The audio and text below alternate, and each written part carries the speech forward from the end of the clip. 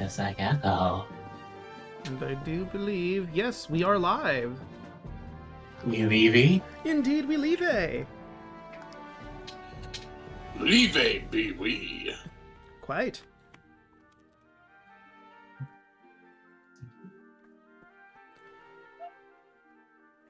Let me pop that in there.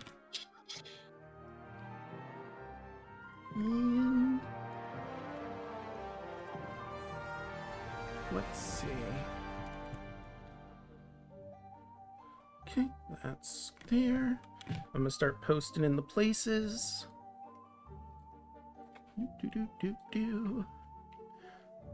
So everyone excited to get back into their characters?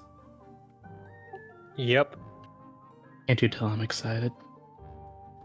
I can, yeah. I'm ready to be traumatized. Hooray! Aw, I have a little sister now. it's true.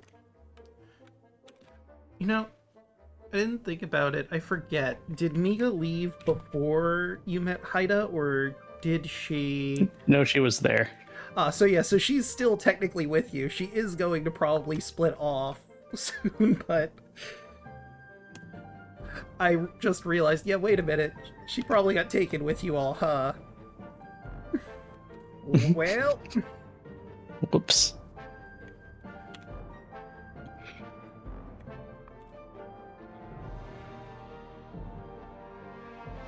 Oop.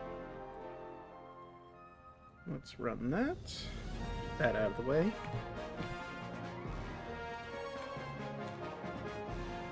Okay, posted in all those places. Just gotta wait for the ad to go away. For everyone in chat, just a quick heads up, Broden isn't with us at the moment. He said he was going to be a little late, but he will pop in when he can. I realize now that the ad is going on, so probably no one heard that. No.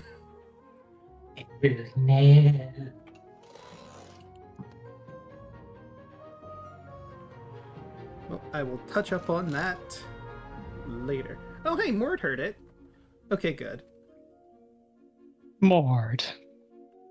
Oh, that's right, because the ads don't necessarily have to be like an actual video ad. They could be like a banner or something. That's right.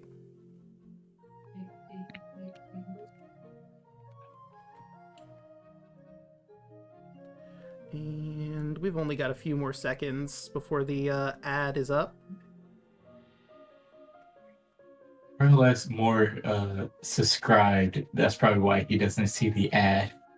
Also that would also make sense.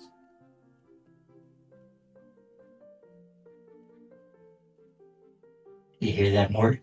You hit that subscribe button? Yeah, you could be free from ads if you haven't hit the subscribe button. And you get all sorts of cool emotes. I subscribe to nothing but a good time. You know what? That's fair. Valid. But I think we're ready to get this show on the road. Let me do this. It has been a bit. Who would like to do the recap for inspiration? Already have inspiration. Wait, do I have inspiration? Where's my sheet? My sheet disappeared. Oh no, it's right here. I don't remember what happened last time. That's my only downfall at the moment.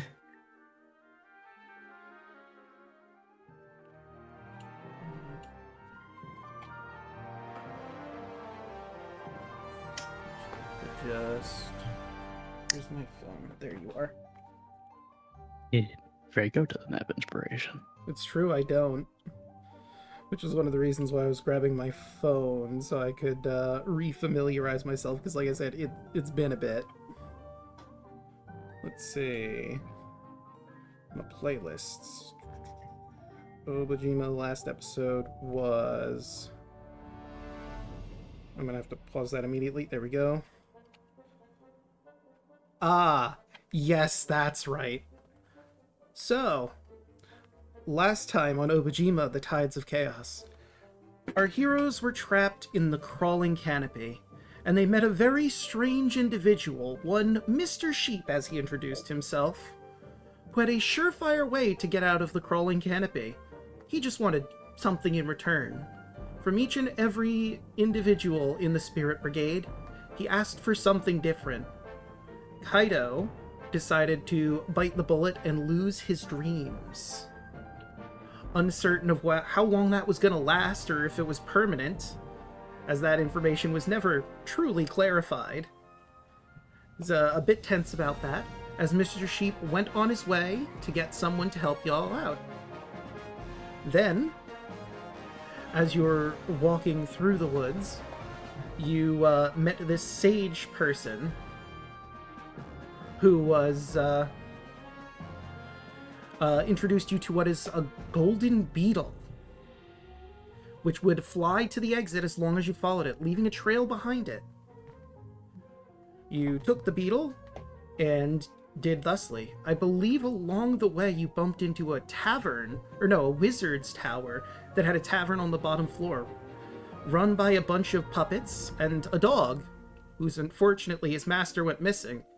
So you decided to take a break from escaping the woods to try and help him out, finding a bunch of trees, staring at this man. And one lumberjacking combat later, you've managed to save the guy, bring him back to his tower, and have a round and a good time. And then last but certainly not least, you made your way out of the crawling canopy and bumped into one of the oldest spirits in Obojima, the Haita. The totally is a spirit and nothing else, wink wink nudge nudge. But supposedly he existed before the First Age, and he just sort of had a chat with you guys, chilled out, total bro.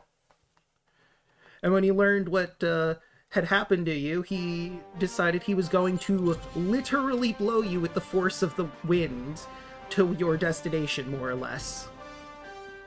And that about sums it up. So with that, let us jump back in. I will take my point of inspiration to use as I see fit whenever that may rise. Surely this will not backfire in any way. When we gave inspiration to Strahd, it's fine. Yeah. Can't get any worse than that. Alright, there you are, all the way at the bottom of the map here. Okay. Oops. And now, let me change the music, because we are currently at Gift. Not really as much on a journey throughout the lands, because, you know, you're almost basically right at your destination. There we go. Alright, and places and people. Cool. Alright. So, you make your way, and sure enough, you eventually get to a staircase on the edge of a cliff. And I will show you some art of this particular area. You can see just over the cliff there seems to be a dock where you're not quite sure what that machine is, but some kind of machine. Holly would inform you that's the pontoon to a submarine. And let me show you all the art. Tui.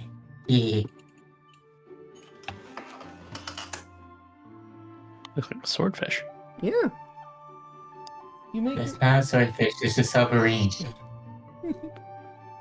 What's a submarine? I think it's some kind of sandwich. No, it's a That sounds device delicious. that allows people to go underwater and explore. I mean, you could do that with a potion of water breathing, but this way you can go even deeper than that allows and properly explore without having to worry about getting attacked for the most part. That's why it looks like a swordfish. Inconspicuous. and big. Not a lot would mess with the Pontu, but it does have some defense capabilities as well. And I am here Interesting. to fix that up. So, time's a-wasting. She runs down the stairs with all her gear. I assume you all follow. Mm-hmm. And when she's about to knock on the door bursts open. Hold on. And let us introduce our guest for the night. Just gotta wait for him to hop on in.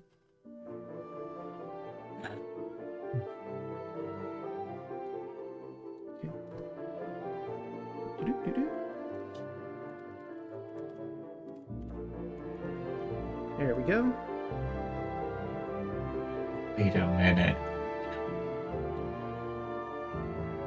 What? Is he? Hmm. I mean, you're certainly about to find out. We just have to wait for him to come on in.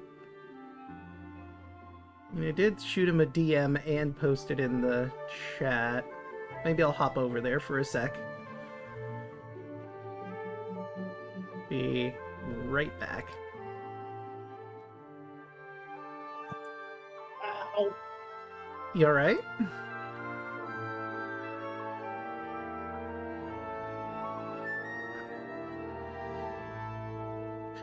Okay. Hello, I'm sorry. Like you caught me right in the middle while I was putting my food away. Ah.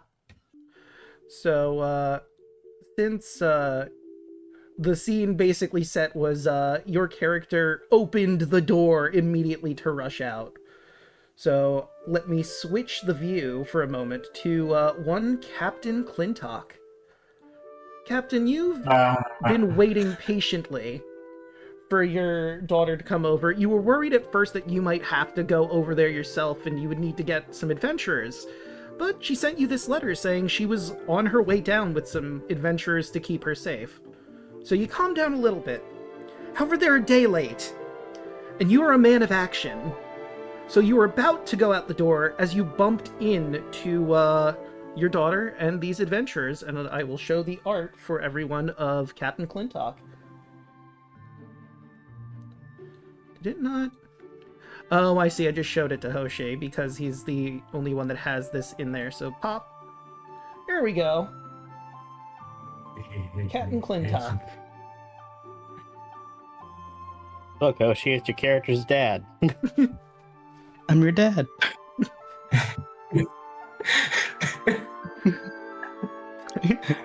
I had an inkling. I mean, it was a pretty smart guess considering this is where you were heading. I'm just mad Brian's not here at the moment. Yeah. I can't stitch. I mean, you can always do that later.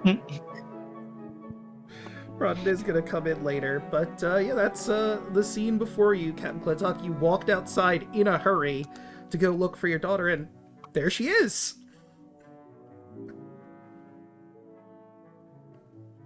Hey, Dad. It's gonna knock. Aren't you a little late? Yeah, listen, I didn't plan on getting eaten by the crawling canopy. That just sort of happened. Oh, you should know by now I'm poking fun. Yeah. Good to see you. Good to see Let you. that room a mess again. Well, I put a bird in a chokehold. Wait, who? I put a bird in a chokehold. Holly got robbed. Her lab was a mess. I helped her. I found these guys. that's true. We got her stuff back. I think it was still a mess when we left. Hello, I'm Fuyuhiko, detective in training. Definitely use one of those around here. And I think I died 4 times so far. Hi, I'm Aoi, resident magic man. Nice to meet you. You've done what now? Yeah, that's gonna kind of derail introductions right there. Hold on. Sort of make man in the back goes, he got better. He's here. Hi, I'm Harold. I'm with Aha.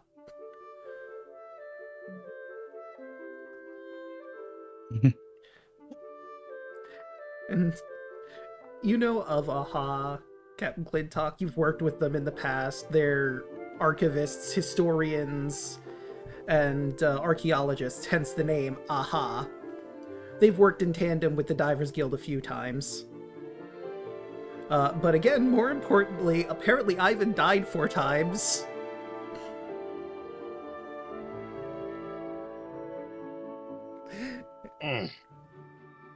Still processing what you said, my boy. Going to assume that since you're a slime, you got better because of that? No. Healing magic, sir. Actually, that would make more sense. I need Anyway. the first No need for you all to be standing outside. Come in. Right. And everyone walks in. It looks a lot like the Northern Divers Lodge, except this place is a lot more clean, kempt. Like, things aren't thrown all over the place. Like in Holly's, because she's in charge of that, and she has a system, damn it. It seems they have a more organized way of doing things here, go figure. This is a system here. Now what you had, Holly? It works for me just fine. And yet you still got stuff stolen. That has nothing to do with the system. That's because some fish folk broke in.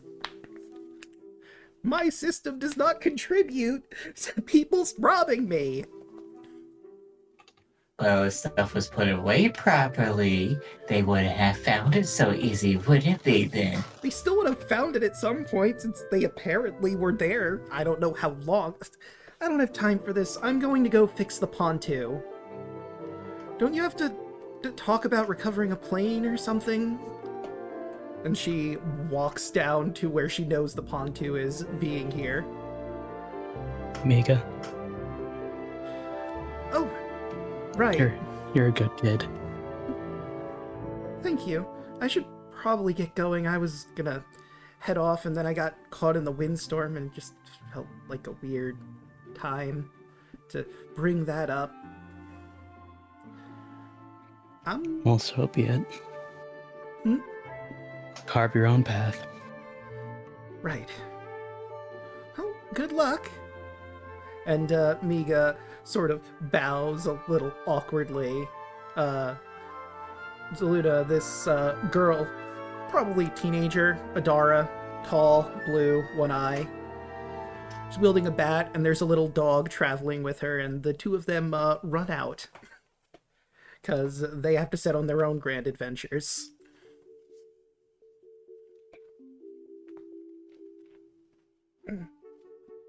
Oh, the joys of adventuring. I do miss that sometimes. You were an adventurer? I was many things, kid. Do you know of the legends? Above Gabe, would he? So, legends is a bit vague. Like, he could be meaning a number of things about spirits, about, like, possible mythologies, or what have you. I guess roll an insight on him.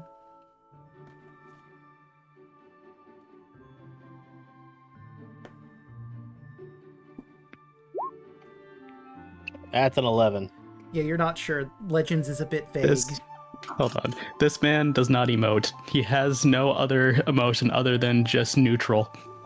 You can't tell. Even Quite vague there, buddy. Not gonna lie. Are you talking He- about those books again? He quickly, with enthusiasm, digs out his manga book of the Force Dragoons, this universe's version of Power Rangers. Mm.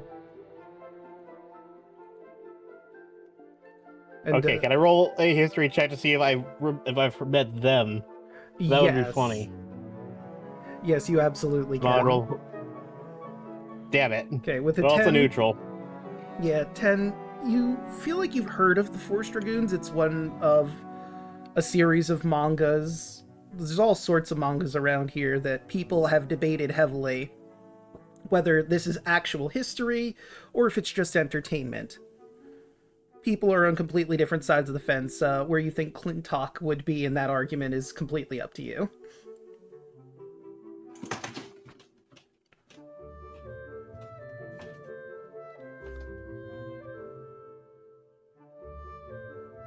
Heard of those. Not my thing, but you do you. I'm in search of them. I basically was like, okay, he's a manga reader. I'm gonna give the most dad answer I possibly can for this. Yeah.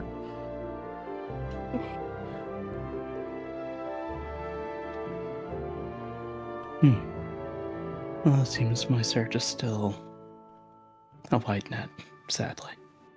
As he just puts it back in.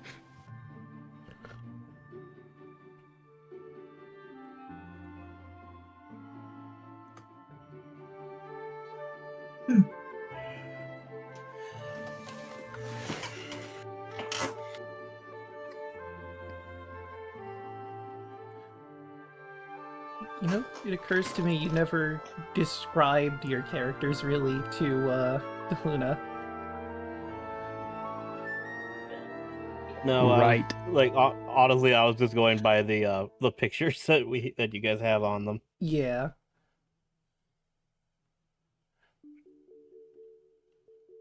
Well, do you still want us to describe? Yeah, or- no, absolutely. Yes, please.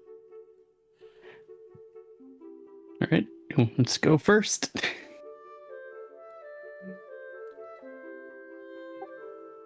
I mean, I'll fucking do it. I'll do it. Okay. The captain would basically he would see a elf question mark. It looks like an elf, but the skin is definitely a lot darker. More of like a darker, like almost charcoal gray black, maybe a little bit of purple in there. But he is wearing basically like an officer's uniform. Kaido is just kind of like, we'll just give him a nod and just say, Officer Kaido Kazuma. Kaido Adachi.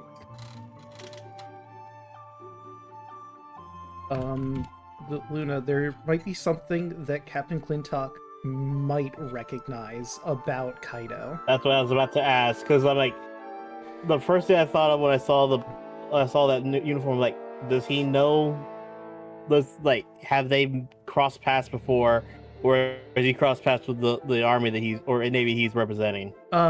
So not in that regard. It's something else related to how he looks right now. Since Captain Clintock is, you might remember from the notes, has been looking into something particular. Yes. Would I roll for Kaito know this as well? I don't think you would.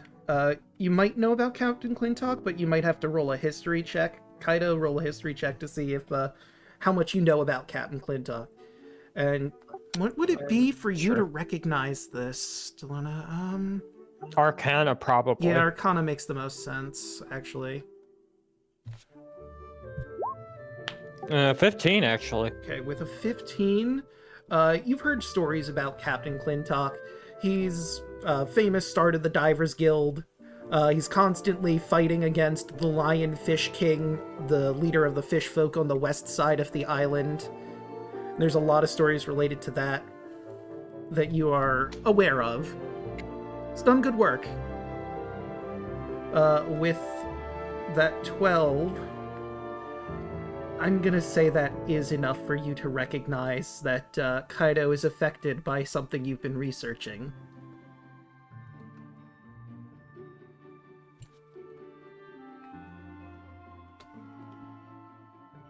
Try to double check real quick.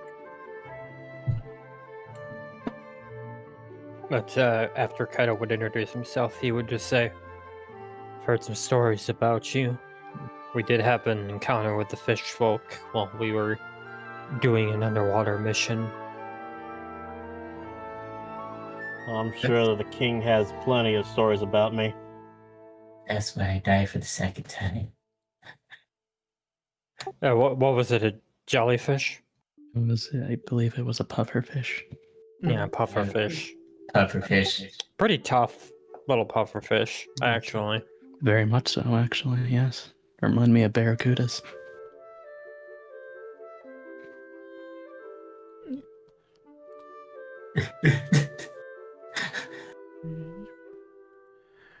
Right.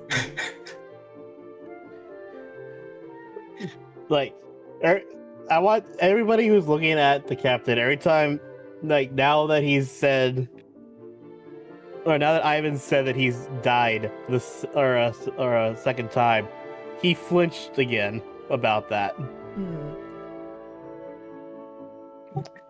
The first time he just fell, was it like 40, 50 feet?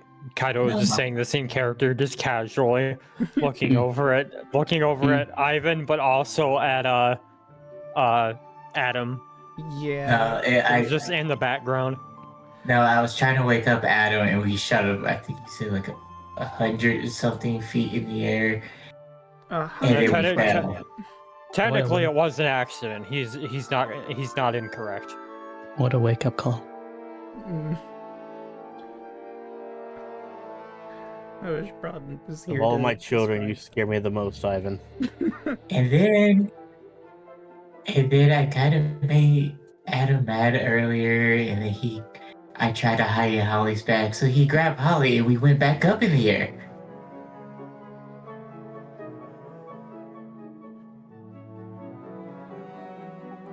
And then there was the other slime, the yellow slime, I believe. Yeah. I tried to eat the other yellow slime, but the yellow slime was trying to eat me, and it was winning.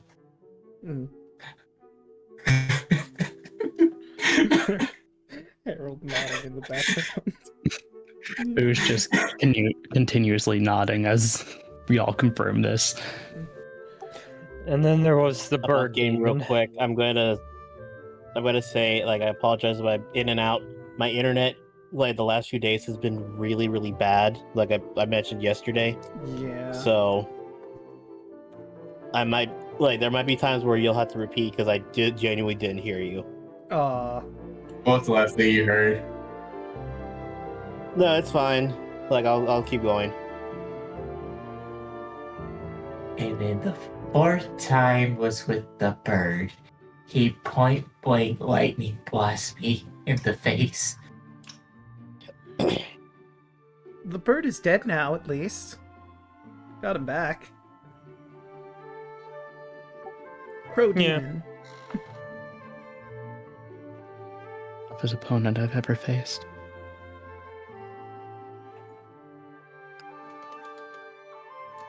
Speaking of Adam, Hello. So, quick recap for you, Broden. You've gotten to the Diver's Lodge, and Daluna is playing Captain Clintock, the head of the Diver's Lodge and Ivan's adoptive father. we've shared the stories with him of the 4 times Ivan's died, And almost died.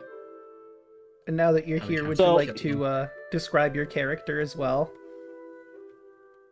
Real quick, like, let me just say, like, for the, like, now every time he's mentioned, like, he doesn't say anything, like, but you could tell he's visibly more and more flustered as the stories continue. And he slowly turns to Adam. see. No, Kaido did at one point be like, the first time he died, he technically fell, what was it, like 40, 50 feet, and then he would look at Ivan and then look at Adam. It's a Yeah. 110, 120 feet to be more exact. See, I said it was in 100. Alright, just really quick. Daluna, you would see for Adam, I assume, unless anyone stated otherwise, he would be putting his shirt back on. Oh, I'm gonna bring that up in a second. Yep, you see a 6 foot tall humanoid man with like kind of tousled brown hair, like amber eyes. The most striking feature about him is that he has an ever-present halo above his head, that's like a golden ring with eyes as well. On his body too, where he is covering up with the clothes, you see a very like muscular built person who, from your experience, you can obviously tell would be an athlete and a martial artist, covered in scars and tattoos of eyeballs as well, that the tattoos themselves seem to blink. But other than that, like his like clothing and attire, they're like simple purple and gray clothes. I can compare them to Old Republic Jedi clothes would be a more like a accurate description. And Adam seems to just have a usual like cheery, happy, sunny face. And this is the guy who apparently almost killed Ivan twice. And then you'll see like Ivan slowly roll over to you and go up to your shoulder. Well, crawl up your leg to your shoulder and whisper in your ear. And I think Holly has a crush on him. He just does the deepest sigh. She's been watching him half naked this entire time. I don't like it. Kaido just looks over to Holly. Oh, she left. She went to fix the pontoon so she can't defend herself or anything in this situation. Oh, I'm whispering that in his ear. And also he was whispering it, so unless you rolled a good perception to hear it, you didn't hear him. Can I retroactively have said that when Holly like walked off, Adam would have done the thing of like done like the little like soft like kiss to the knuckle and wished her well? You'd like to. She would have blushed immensely and rushed off to get to work after that. Yeah, just to help sell Ivan's case.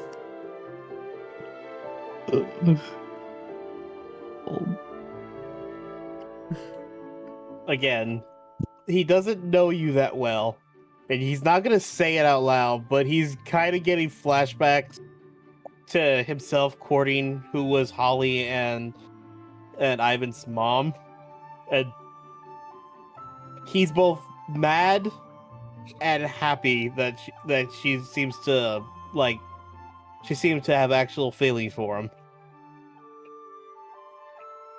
Oh, also, Ivan is more your adopted son, and you do have another daughter, Paloma, who's He's not bit gonna more say. adventurous. Oh god, what did you guys hear from me? 'Cause- We heard you say that you were secretly happy about it, but you don't know him that well, so you're a little on the fence. Yeah, okay. I was like, oh god, it cut out right there, so.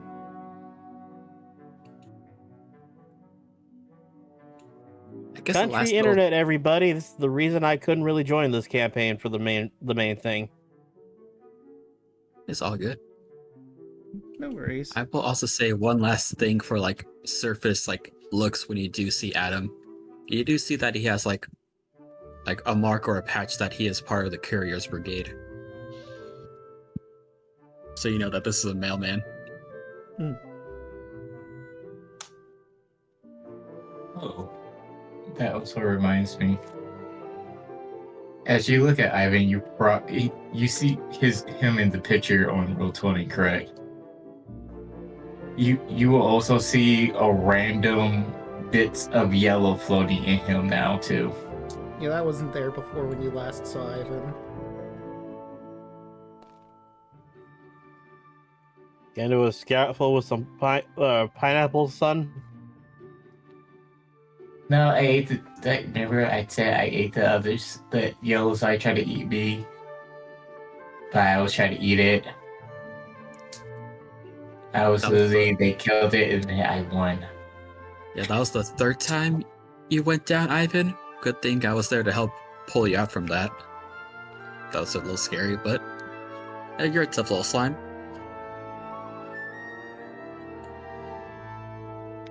Ivan just glares.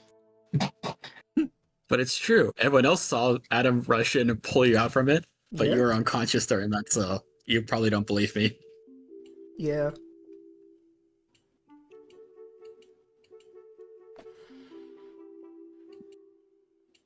Excuse me.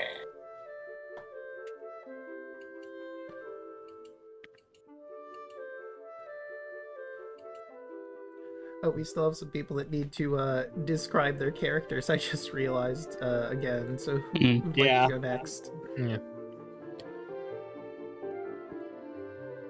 I mean, I'll go.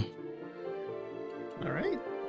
So, the kid you see before that was raving about this legend about the Forest Dragoons is a darker complexion, has piercing blue eyes, curly black hair with like the ends of them curling against each other, almost like mist.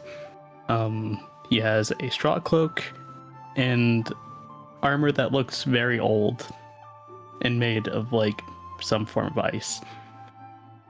He has gray pants, a fanny pack, and a keychain with a Forest Dragoon helmet accessory on it, and a little ice mask right on the hip of his belt.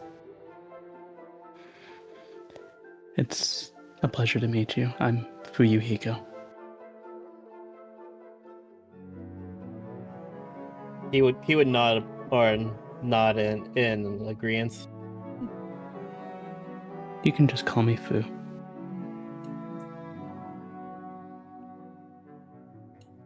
And I think that just leaves Owie.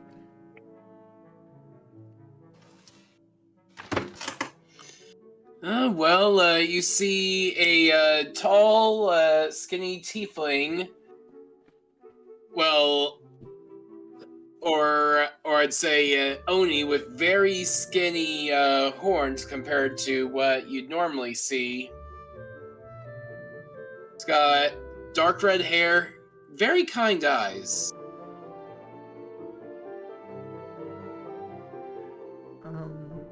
Doing a roll an Arcana check because there's something you might know, might not know about Owie. You're 12. really getting the 12s. You have a vague recollection of there being sorcerers that have some Oni blood in them. It's possible that this young man might be one of those, and it just seems his Oni blood is very prominent, and that's why he looks more Oni than typical humanoid.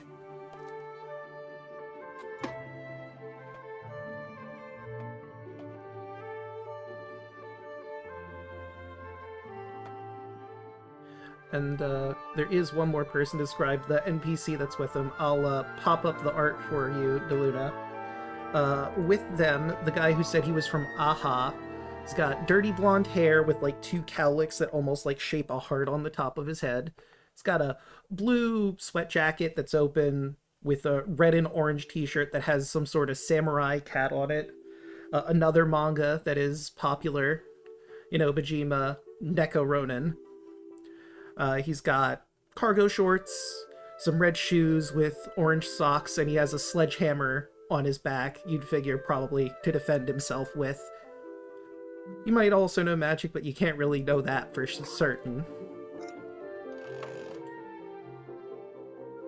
And he introduces himself. Hi, I'm Harold. As previously mentioned, I'm from Ahai. I'm working with this group of adventurers to help with my research.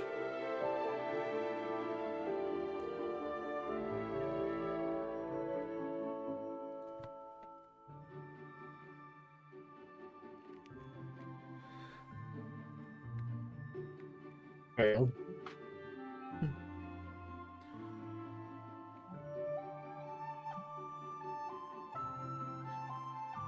I will also say, Captain, in Holly's letter, she mentioned that they wanted to ask you about something that they need help with, that you could potentially help them with. Like he'll bring that up then. So Holly mentioned in her latest letter that you might be needing some help. Yes. See, I believe it was up in the shallows by the Northern Lodge. We found a sunken air vehicle. I think it was called a plane. Real quick, Hoping that can I roll to see if he knows what planes are? Yes, I'd say that I think mechanics make sense. This is a custom Obojima skill. It's basically your intelligence, so you'd roll an intelligence. I would argue that Captain Clintock probably has some passing knowledge of mechanics, but not enough to properly repair vehicles, hence why he needs Holly. With a 13, I'm really rolling to say if I know what one is. Yeah. You know there's like an airfield somewhere around Obojima where old tech airplanes are. It's not really something that modern people have, though you've also heard from Holly that she struggles to find scrap up there because there's a lot of people that seem to be going through a craze to build some sort of air vehicle, potentially like the plane.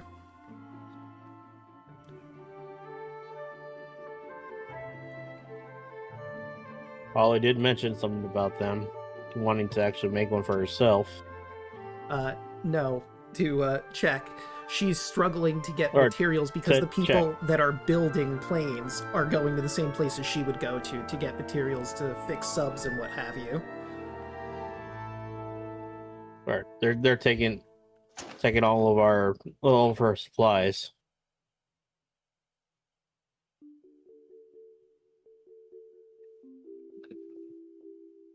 we didn't happen to find like a poster or anything, right? That was about the like airship competition. Harold showed you the poster. He still has it. He could pull it out if you want him to. Yeah, Harold, show the captain the poster. Oh, right. Hold on a sec. And he digs through his bag, and he pulls out this poster. And he explains like the competition that's going on as much as he knows it. There's a guy named Rock Rally who spoke about being able to fly as high up as the Sky King, one of the great spirits of Obojima. And he wants to help build a vehicle that could potentially do that again. But he needs people's help, so there's a competition to build a plane or some other sort of flying machine to achieve the goal of getting all the way past Mount Arborea further into the sky.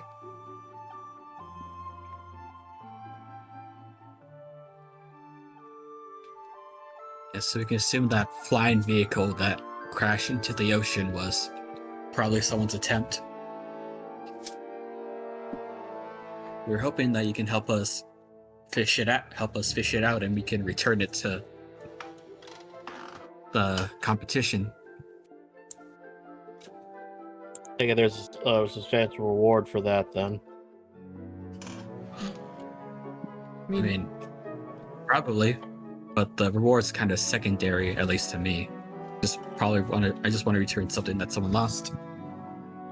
Or it was I'm a stolen. kid, but in my line of work, and my experience, doing things for free is just doesn't bode well for you in the long run. I guess that's where you and me are different then, sir. All things considered. Never said Just it was like a what- bad thing. I'm just saying it's unwise.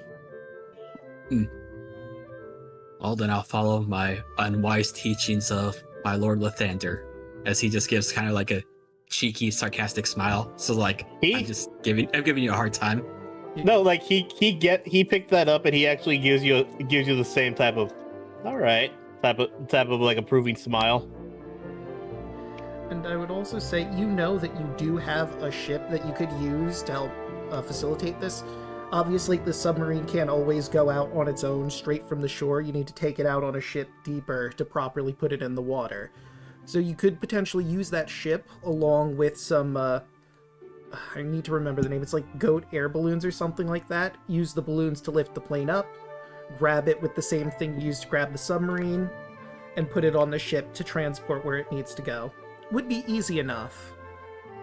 But you also know, to get to the North Divers Lodge from here, you would have to go around the island either to the west or to the east. You know why going to the east is a bad thing. The fishfolk, pirate, venomous Rex, and the corruption exist over in the east, which is a hassle. To the west is the Lionfish King, a threat you are very familiar with. He might not attack you if you stay, like, near the shore, but you can't be certain of that.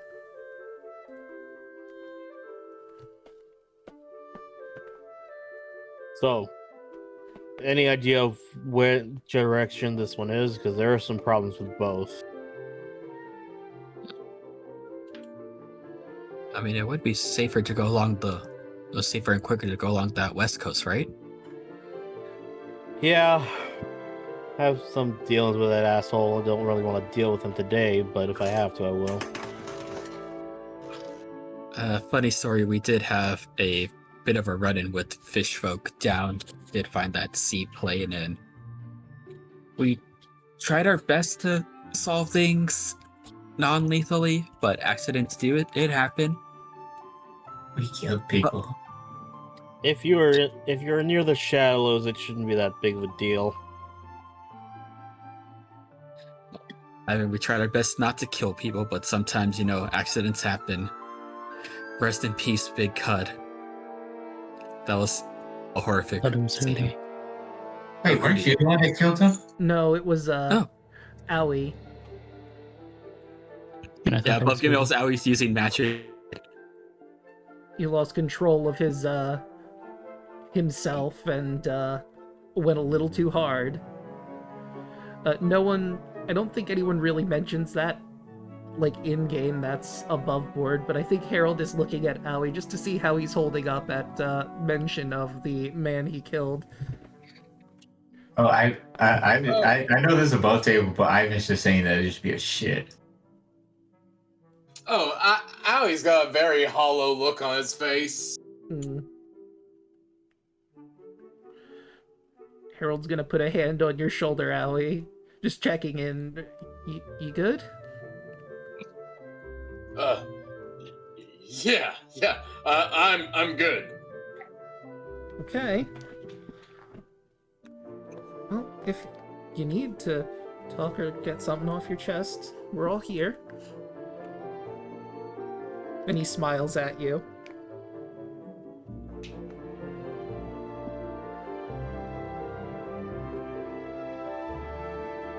Thanks.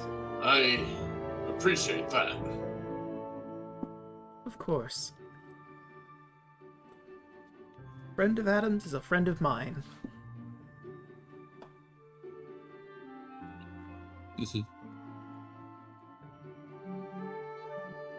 Hey, Draco, what time is it? At the moment they got here, it's early morning. You could probably set off, you just need to properly prep the ship. Luckily, they managed to get here, like, at the beginning of the day. You also find it interesting, like, Holly mentioned that the crawling canopy had grabbed them, but they managed to get here, all things considered, quickly, if it's only a day late. It's possible they got deposited by the crawling canopy close-ish to this area, but still, that'd be a bit of a walk. So the time doesn't really match up with the story at this moment. He's gonna note that in the back of his mind, but realize like it's probably not good to pry too much.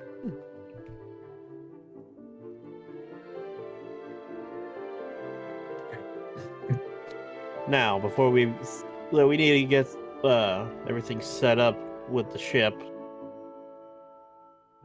Ivan, why don't you make yourself some useful and get everyone some lunch? Wait, what? Well, I mean, you're here, aren't you? But, I mean, you would know where everything is. You've been to both diver lodges. You know where the kitchen is. Classic dad moment. Exactly. That's exactly why I did it, because I'm like, okay, what would he do? Okay. You say lunch too, because by the time they get everything done, it probably would be around lunchtime. Right. Adam could help with mean, that. He's a sir. really good cook. Yeah, I was gonna offer my services. I'm pretty handy with a frying pan and around the kitchen.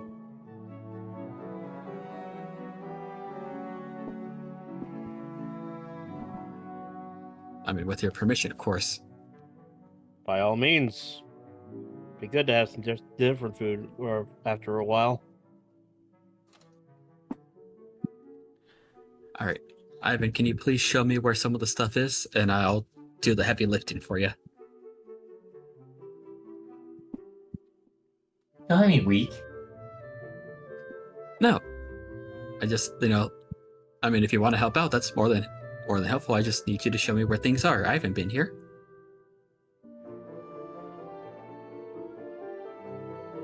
Ivan just rolls towards the kitchen.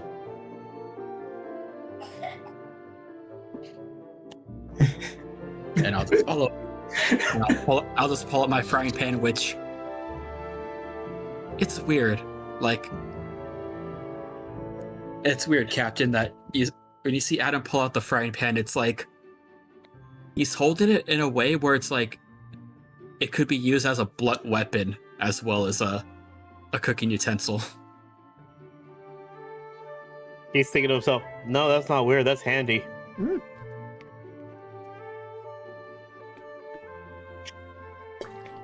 I'm gonna They say, had fooled him, but go ahead.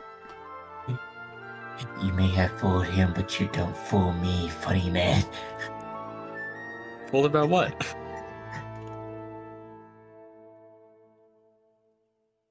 He squints. Adam just gives you kind of like a dumb blank smile. And you don't need an insight check. He does not understand what you're implying. You're staring at an idiot right now. Adam most definitely embodies himbo energy. Oh, of course.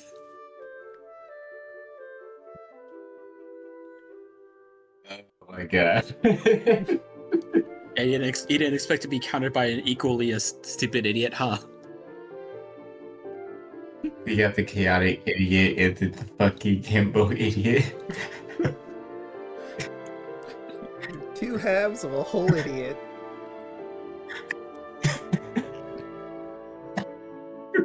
Would you like me to roll a cooking check, Draco? Sure. Alright. Hoshi, are you going to give me advantage, or...?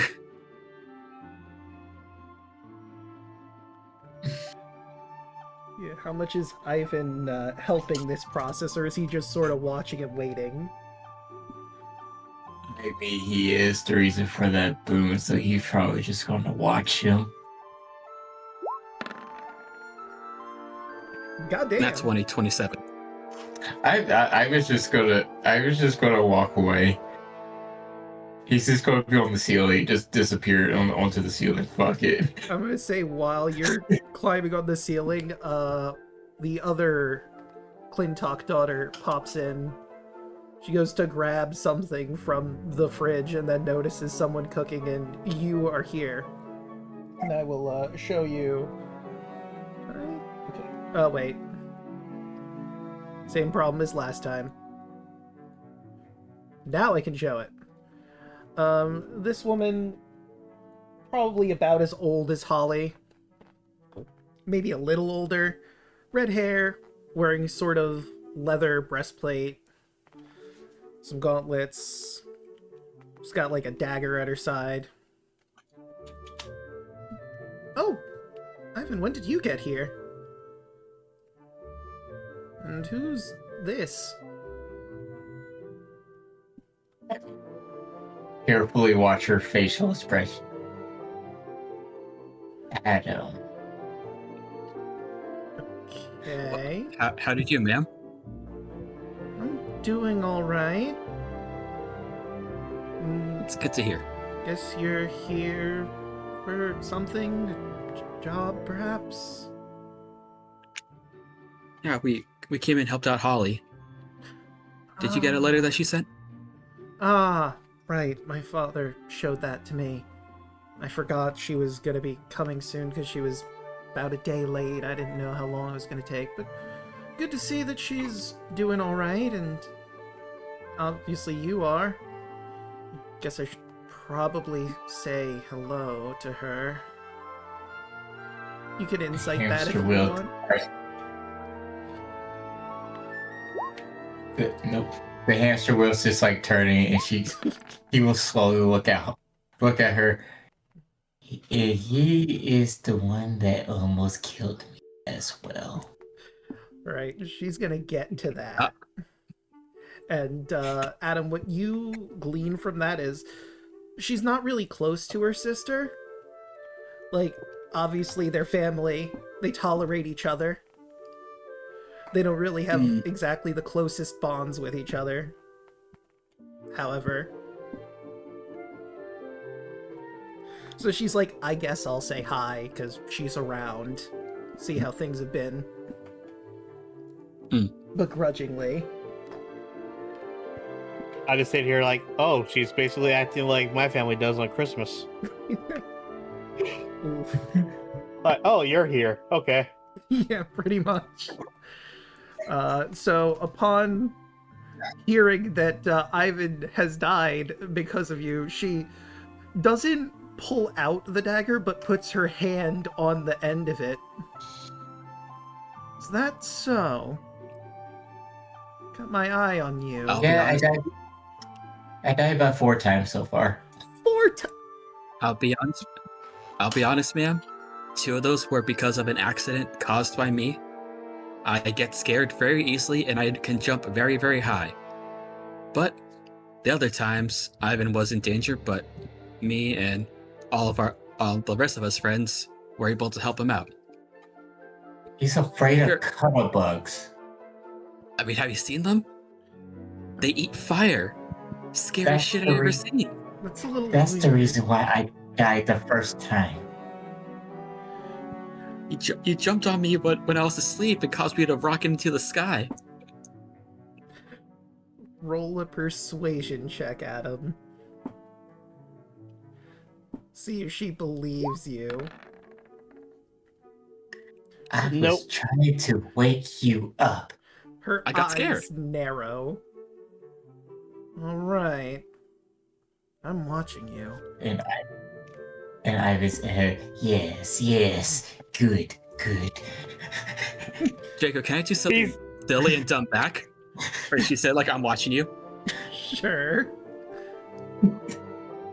Alright, that's fine, and I'll be watching you too. With a wink, that was a terrible 3. Yeah. That's even funny, honestly, in context. She raises an eyebrow at you. Uh-huh. One steps back. She's gonna just move around you to go to the fridge and just grab something real quick to nosh on as she stares at you, bewildered. Can you pass me the salt really quick? I can't reach it. Sure. And she just grabs the salt, places it on the counter, and backs away. does the whole pointing at eyes points at you thing as she's leaving the room. Adam will just give a terrible wink. Adam will give a wink back, but obviously it doesn't work. So what did Adam cook? Understandably, there's fish here. As well as other things, of course. But fish is the primary thing here. You know, I'm gonna stick with the classic. You guys are served what Adam likes to call Adam fried rice. Just chopped up fish with, like, it's basically, you know, chicken shrimp fried rice. So it's just chopped up fish, bunch of veggies, rice.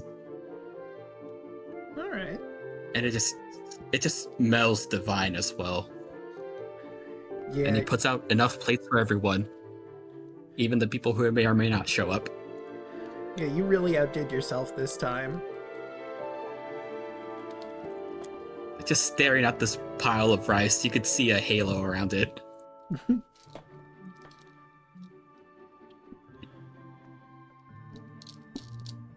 So everyone comes to the table. There's some people that you have not met yet.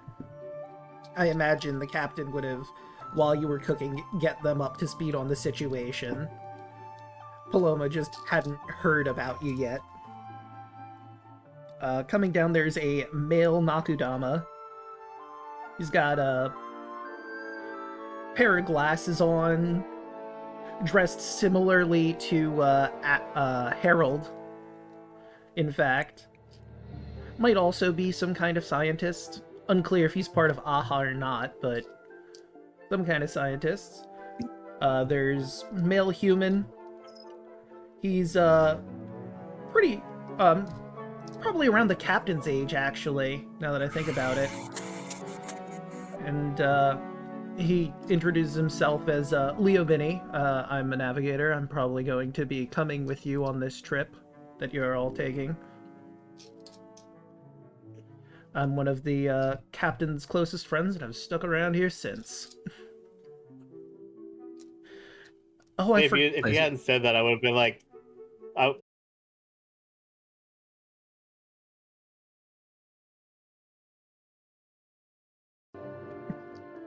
Oh, OBS disconnected. Like, you guys can instantly tell, like, this is his best friend type of deal. Oh, right, I forgot to mention that he also is basically sitting on top of a large crab spirit that he introduces as Mr. Tanlin. He very rarely goes on excursions, but he figured he'd come along this time to make sure his friend is going to be doing all right. Additionally, there is a female elf. Her name is Dahlia. She is relatively new here. She's not going to get into her whole backstory or deal, but she does notice that Fu has Force Dragoon merch on him. And she opens up and mentions that she's a fan of various mangas and such, and she has figurines that she's been collecting that she's found from the first age, which also gets Harold interested really quickly. Both games because it kind of cut out. Did you introduced Figby, right? Yes, I forgot to mention his name. The Nakudama that's dressed similarly to Harold is just enjoying the food at the moment, but he's pretty boisterous personality. He's normally the chef, but I mean, you offered, and Clintock told him that, so he's like, "Hey, that's fine." And going back to Dahlia, she meant, "Oh yeah, there's lots of figurines. I mean, I'm sure I have a set of the Force Dragoons. You want to see them later?" I must see them. And Harold will chime up, "I would like to see them as well. I have a Ronin Neko figurine that we've just recently found from one of our excursions." And her eyes light up seeing that. and Harold and Dahlia will talk amongst each other about all sorts of figurines and merchandise that they have found throughout the island. You guys didn't see that. I mean, yeah, you're all at the table to eat now. Ivan will lean over to Fu. Why did he take your thunder like that? He's being cockblocky. What? Don't worry, I'll tell you when you're older. I believe I'm older than you. That makes no sense.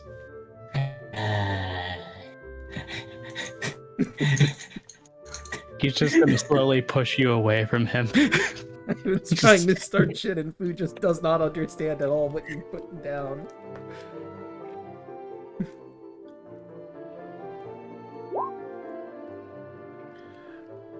But going back to Figby as he tries this this fish fried rice.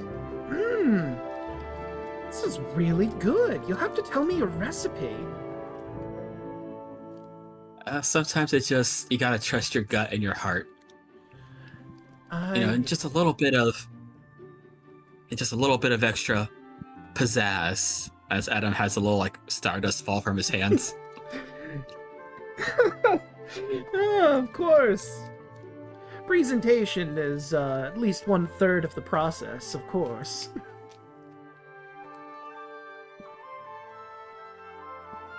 Yeah, let's go with presentation. Totally not secret ingredient. Well, if it is a secret ingredient, I'll just have to suss it out then, won't I? He takes another bite. You'll never guess the secret ingredient.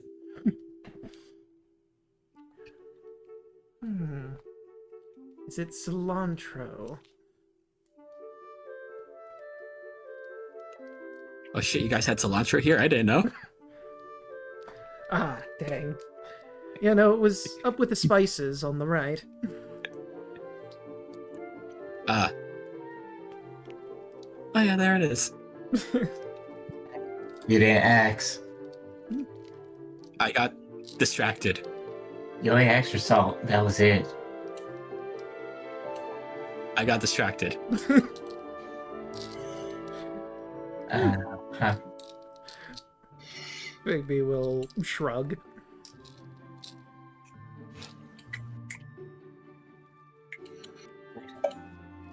The fuck did you put in it? I realized. You weren't paying attention, Adam. I told you, it's secret ingredient. That's Adam, just a little stardust sprinkle. Well, whatever you put in it, kid, tastes good. Thank you. Paloma's also here, still sort of narrow-eyedly staring at Adam. Yes, And she eats the food. If I catch eyes with her, Adam will give a soft smile and wink as well, but I don't think I can roll again, so... I mean, you could try, but I'm pretty sure her response is to roll her eyes. One more time, why not? No. That is Okay, why is he getting such low charisma for this? I mean... Because I'm a monk. Yeah, he's a monk with no charisma. No, the funny thing is, he was getting all the high rolls from Holly, but now he's getting all the low rolls with the other sister. Daluna, I'm a womanizer with terrible charisma. That's what my character is. Yes. I know, but this is even funnier. You just happen to be blowing absolute dog shit tonight, unfortunately. And add to your polyhumor. Listen, the Lord Lathander requires a harem. Anyway. I don't remember that in the ancient text, but okay. Yeah, I don't think that was written anywhere. That seems like personal interpretation. You do you, pal. It's headed number 10. Rules are secondary. Hey, was that a big or in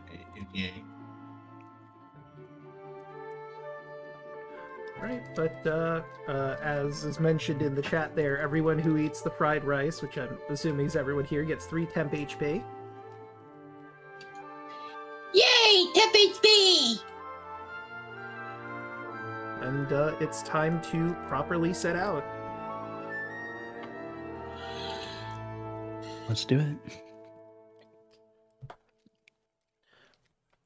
Paloma is going to stay behind this time because she has to keep watch over the lodge while the captain is leaving. Someone's got to stay and maintain the place after all. But she once again does the fingers to the eyes at Adam and moves away as you all board this pretty nice ship. It's a big... The problem is I don't know the actual ship in IRL that could grab submarines and put them down, but it is one of those. It's a nice ship, pretty modern looking, definitely first age recovered and properly repaired.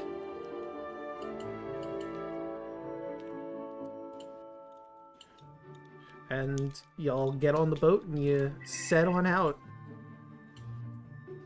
taking the captain and his navigator, Leo Binney's advice of staying close to the shore in the shallows, far enough out where you don't make aground, but not too far out, hoping that you don't get the ire of the Lionfish King.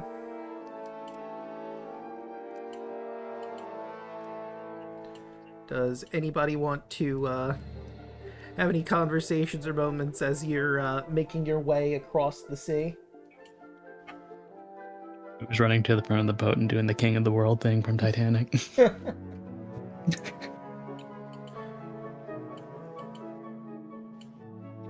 there an inside to the boat?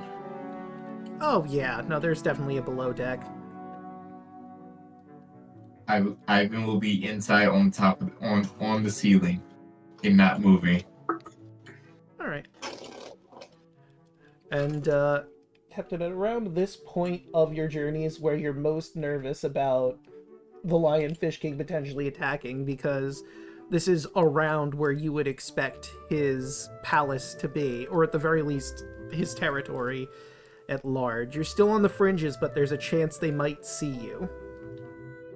Is there anything you want to do to prepare?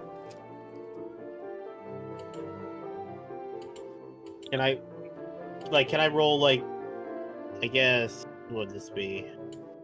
Perception? Just to make sure, be vigilant?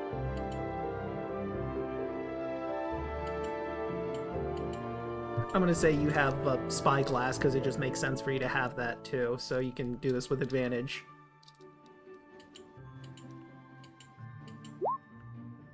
That'd be a 17. Okay, with a 17, you look at the horizon and your worst fears are confirmed.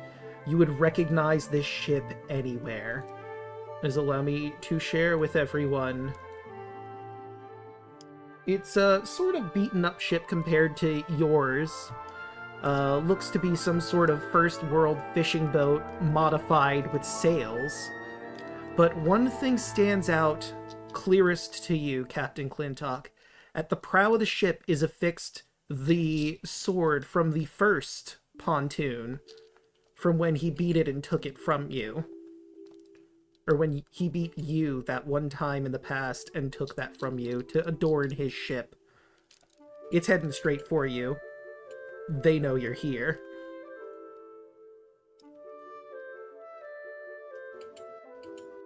He would look at everyone. Prepare yourselves, we're about to have some company rather soon. Lethal or non-lethal? Depends on the day, really. Which one? I remember it's Sleep to Adventure. Very well then. This is not like that old movie. Fish are not friends, they are food. There it is. What movie are you referring to? I don't know. It's Oh, okay, one I son. used to show him as a kid all the time. Don't worry about it. Make yourselves ready. Right. And I'm going to set on the battle map. At this moment, I do not have like a seafaring map, but anything you are doing to prepare yourselves as the ship comes in. He just pulls out his rapier. I think. How big of a threat do you think this is, Captain? Well, if the king's on the ship, then it's gonna be a lot more annoying. That's all I'll say. As you say that, you hear him shout out, "Captain Clintock! You son of a bitch! What are you doing in my waters?" I think he's on the ship. And You're not the president of it, asshole! Shouts, "Yes, I am! I am the king of these waters, I'll have you know, random person!" I didn't vote for you. You don't get a just vote! look like Ivan. Ivan looks like Clifton is slowly pulls out a black candle. Eh? I think it's time. I'm gonna walk to the front of the boat, and Daluna, you're gonna see Adam transform as you hear trumpets start playing around him. His halo lowers in front of his eyes, and you see like wings made of stardust flow behind him. well then, As I things turn just into a got a Power lot more Ranger. interesting.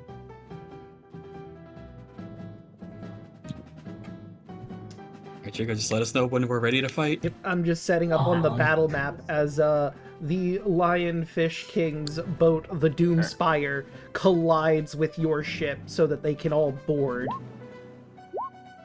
Real quick, at this point, Kaido was gonna cast at your side. Myself, Aoi, Ivan, and it's been a minute. I need to remember Onyx. What is your character's name again? Fu Yuhiko. Fu. Fu. Alright. Myself, Aoi, Ivan, and Fu. For the duration, which is 1 hour, each target speed increases by 5 feet, and whenever the affected creature ends its turn, other targets of the spell can use their reaction to move up to half their speed in the direction of another affected creature. Oh, It's a pretty good spell. they just gave me 45 movement speed. And the best part is, it's not even concentration. That's really good. Right, I'm gonna move you to the map. Feel free to position yourselves however you feel like you be standing. I just sort of have you slapped on the map here. If I can... There we go.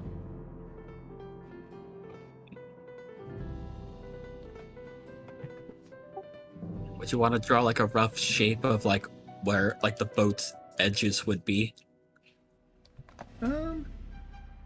Me. Or at this point, you think it's like big enough where we're just kind of all on? I'd say it's big enough to where you're basically both in the area. Like, he collided into the ship's side. Is gonna need some repairs properly now, but... like, you have enough room to maneuver around here. Hmm.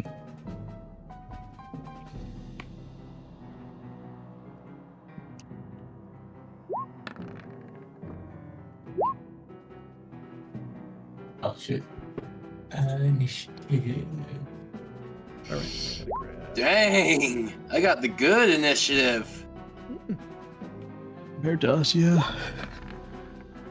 I am gonna say that Harold restocked on oil, because I imagine at the divers lodge that you'd have oil somewhere.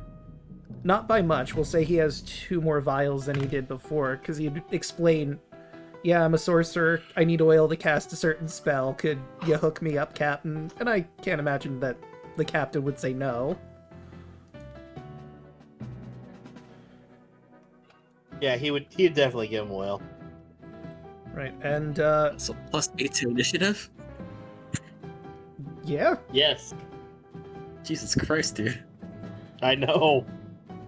I'm like, I wish I had that type of shit when I was playing Kardec. It was amazing.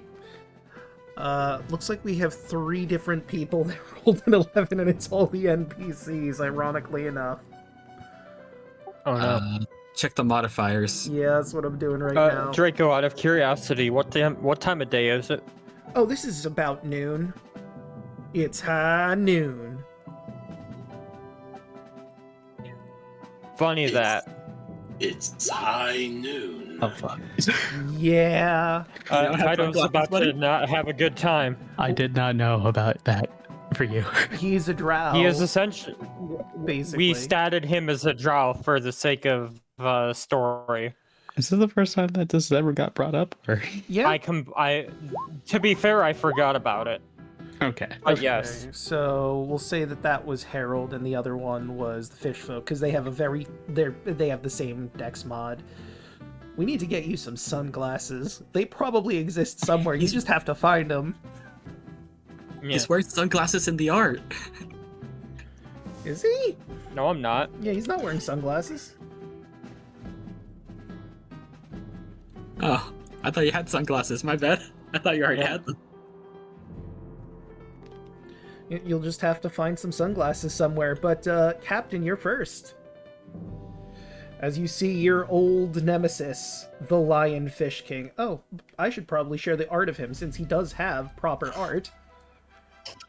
This man is huge. Like, probably... It doesn't give me an exact height, but when does large start? Is it like... Is 10... 8 feet. 8 feet? So yeah, he's probably I think it's 8 feet, right? No, I think Yes, the 8 feet, Goliaths are 8 feet at the max, though, aren't they? yeah, I'm pretty sure the Goliaths are 8 feet, and they're considered still medium.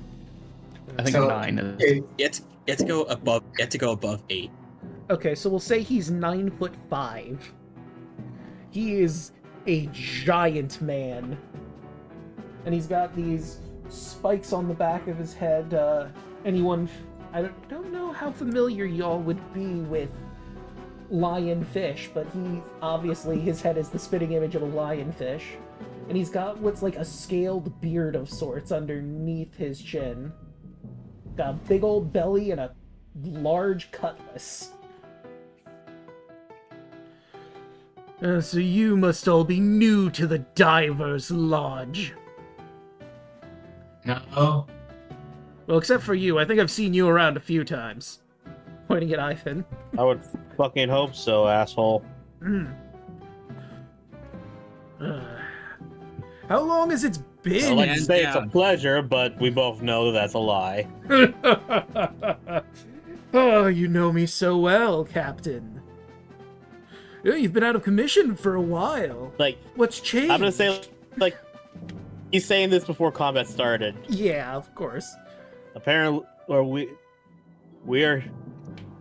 before you were interrupted, you asked me a question. Let me answer it. We're here to get something that fell into your waters. Well, if it's in my waters, it's mine. That's how this works. You know better than anyone. And at the same time, I'm not one to ever believe that. Now am I? Fair enough. He unsheathes his swords, as do all of his fish folk, very clearly ready to fight. I believe you remember how this went last time for you, Your Majesty. I'm surprised you ever want to do that again. But he pulls out his rapier. I can kill a good 30 minutes. Hey, I won too a few times, lest we forget the prow of my ship.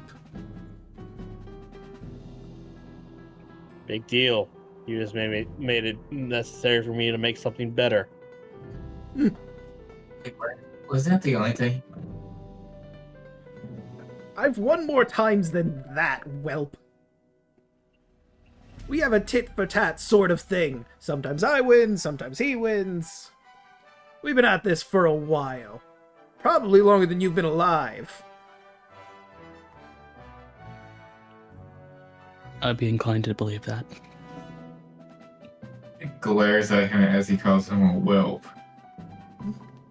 Don't pay him no mind. He does no manners whatsoever. Boom. Boom. Manners. I'm not the one going into someone else's home to take things. Today. I was about to say, that sounds something like you would do multiple times. All of you surface dwellers keep taking things from my seas without consulting me at all. It's only fair that I do the same to you, now isn't it?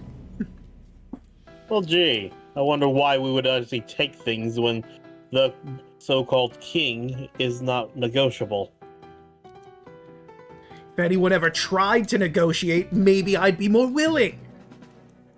But no one has ever done that now, have they, Captain? You seriously That's a good point. keep forgetting all that shit that we did when we first met. I tried to be diplomatic with you, and you tried to kill me multiple times. I see it differently. I remember you... Above game, you guys can't kill. These two, basically, this is like basically every month for these two. Yeah. They both hate each other and, in a weird way, kind of respect each other. Yeah. I like to think of this as a sort of Mario and Bowser sort of relationship without Princess Peach being involved. They deal with each other on a regular basis. And they have a mutual respect of each other, but both of them hate each other. Like, Force Dragoons. Ivan slowly raises his hand. What? Can we have what we're coming here for? I've already said it's mine, it's under the waters. You don't know what it is, though. I don't, but it's down there. So it's mine. Find it eventually.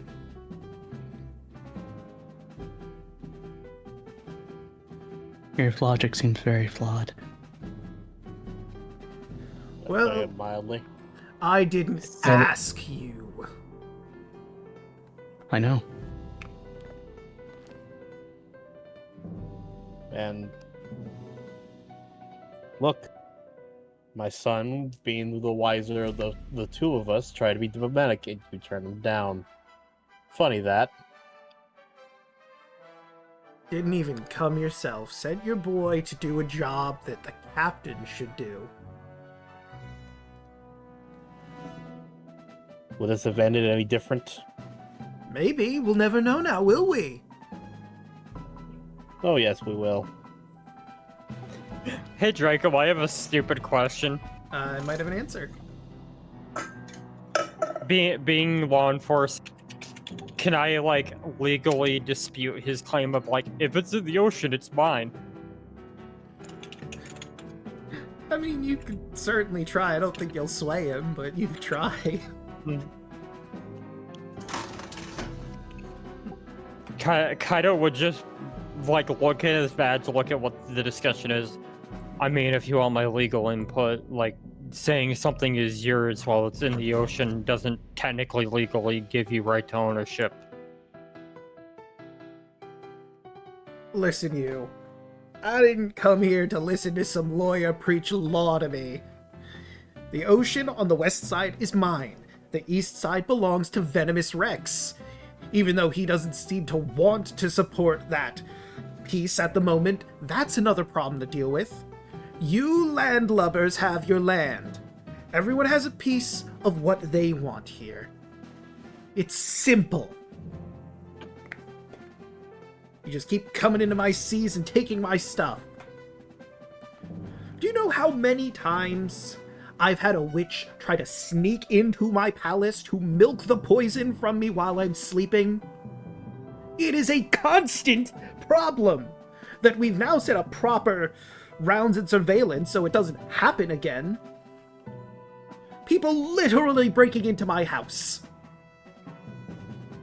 You know, people usually pay money to get themselves milked. I don't care I do. about your surface things. Where I am, I'd like to be asked if someone's going to try to do that, so I can say yes or no. Can we take fair what we've point. been looking for? Look, are we gonna fight or are we just gonna talk at each other all day? I asked. And I said no. It's under the sea. It's mine. Kaido, meanwhile, is just like, but would you say yes to being milked? I don't want to get into that. He just puts his hand to his head. Boo, I think we're going non-lethal this fight. This seems like a very cartoony situation. Mm. He just slowly puts his glaive away. No, this is just a Family Guy. This is just a Family Guy scene at this point. Yeah, we can't kill these. We can't kill these guys. We just gotta beat them up to make them run away. Ivan just looks like, can I burn the ship now? If worse comes to worse.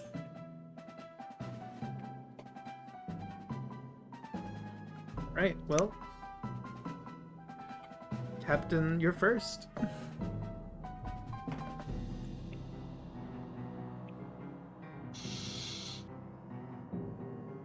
One, 2,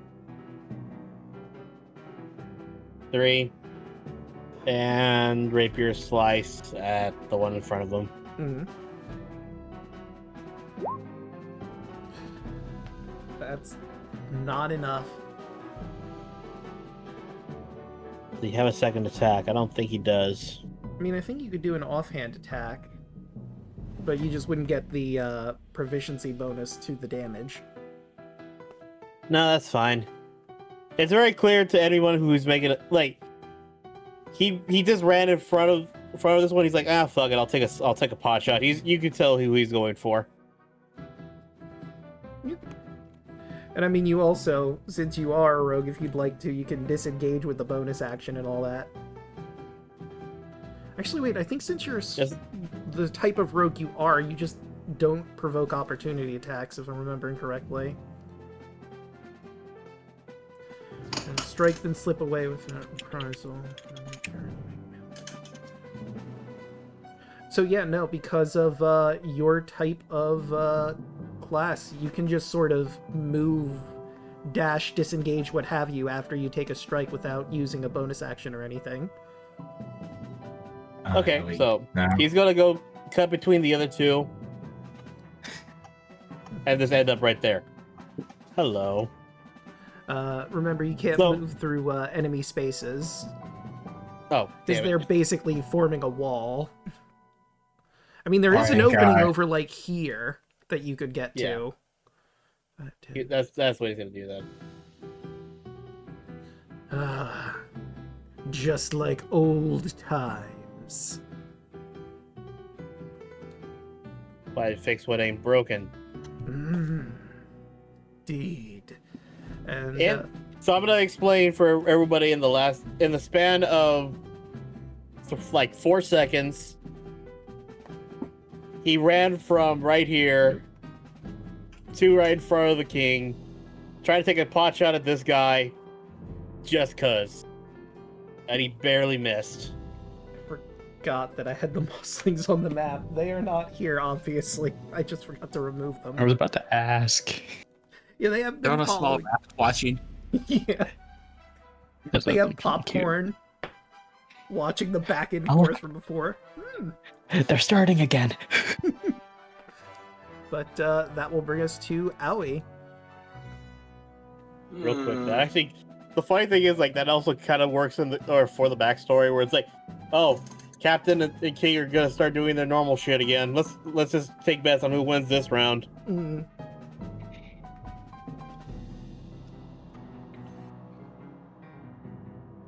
Let's see here. It'd be an awful shame if someone casted a fireball. Ooh. I mean, if you want to cast Fireball on a boat, you can do that. Yeah. Like, your best bet is right here.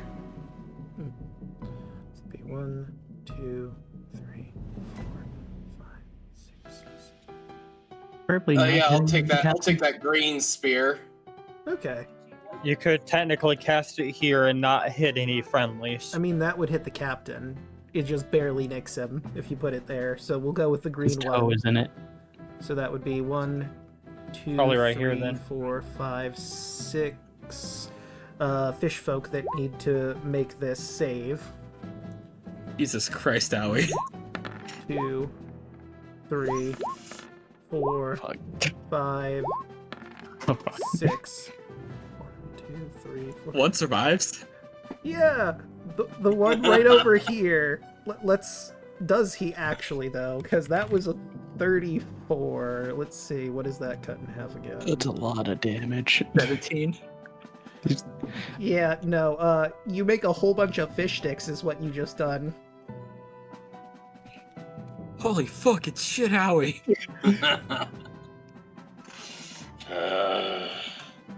But this is gonna be funny when I get to my turn then. Oh wait. Which meta magic did I take?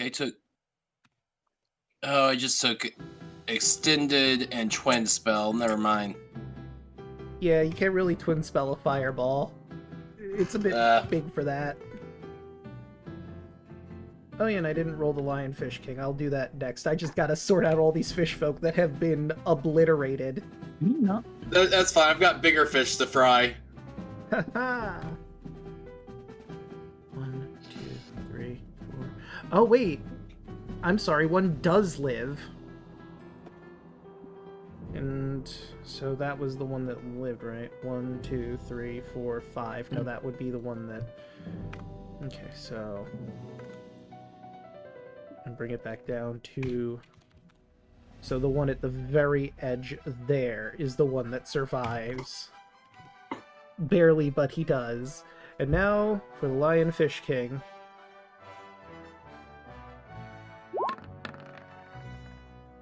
Oof, that's a 10. Oh!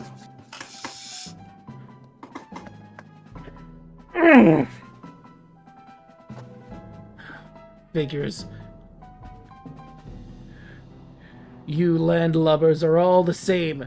No care for the people of the seas. You could have stayed away.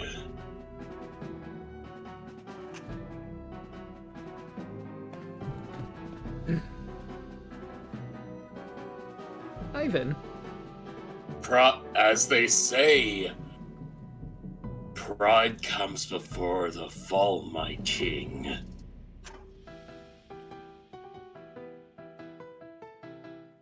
Well, as Ivan's standing there, holding a black candle, looking at the fireball destruction, look at Owie, look at the black candle, sighs, and then put the candle away.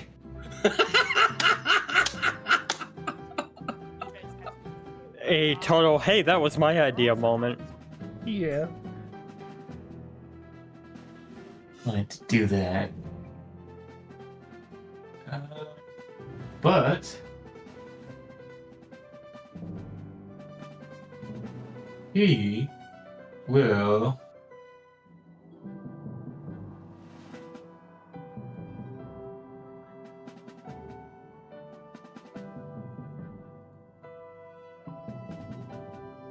okay, for bonus action, you'll watch Ivan pull out a misshapen yellow candle. And as a bonus action, he stretches his arm and chucks it at the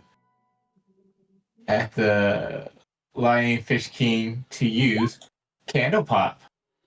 As a bonus action, you can spend 2 wicked points to ignite and hurl a misshapen yellow candle at a creature you can see within 60 feet of you. The target must make a dex saving throw to avoid being partially encased in wax as the candle explodes on impact.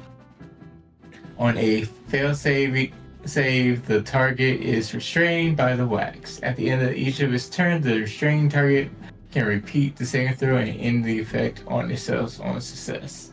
Oh wait, he's actually trained in dex saves. I just rolled a flat dex. I should have used that for the fireball. Hold on.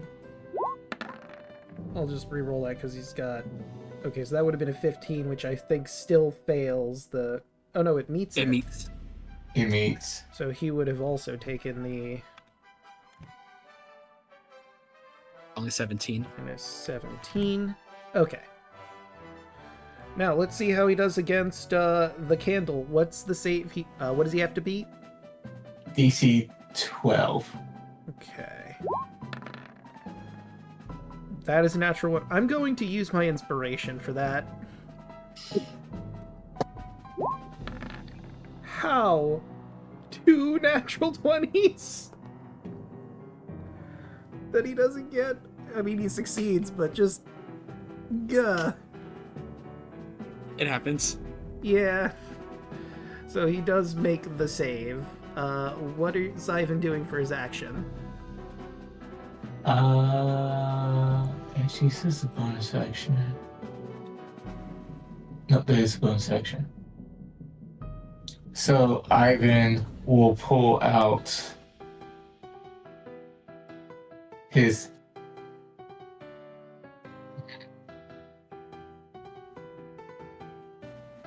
Actually, I know what I'm gonna do. Okay.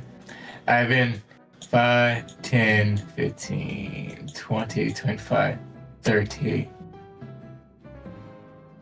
35. Ivan Ivan pulls out the Super Soaker. Ah. At point blank range. Firing to melee. Firing into melee. Clintock laugh, or Ivan Clintock ooze. just smiles. That's my boy.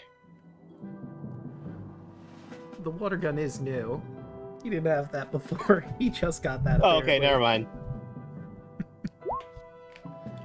21. Yeah, that's gonna hit. That is 4. 1 to 10, so 5d6 is 4 per damage. Ooh. Dang. I mean, there's a 1 in there, but still, god dang. You blast him in the back. Typical landlubbers ganging up on one person. I see how it is. Starting to sense a trend here.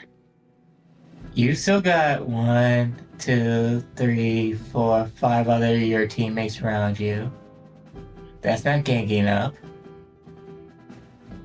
Yeah, but you're He's not. nothing if not a hypocrite, son. It's 7 versus 6. It's fair. Ooh, I think I know where this is going. Right, so the Lionfish King, angered by both of you, he's first going to go, of course, against his old-time rival with a chomp attack. 24 will hit. For 7 piercing damage on Captain Clintock. He's gonna then spin around with his cutlass and slash at Ivan. That is an 18 to hit. For 14 slashing damage. And Yeah, I for, knew that was going to happen. and for his bonus action, you there! Help me out with the captain! And he's going to use Royal Decree to get this fish folk right under Captain Clintock to stab at him.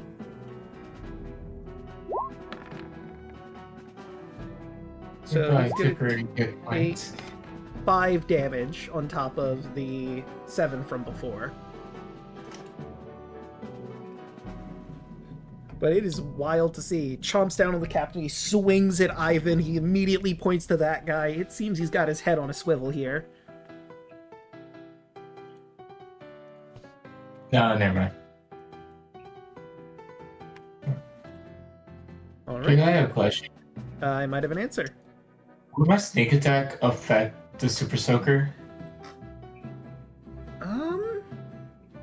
Oh, you're using an item, not a weapon, right? Yeah, it's a magical... It's also a spell weapon. attack. I don't know. I don't Because think... it's an item that casts a spell. It's an item that casts a spell, technically, right? Yeah. Yeah, so no.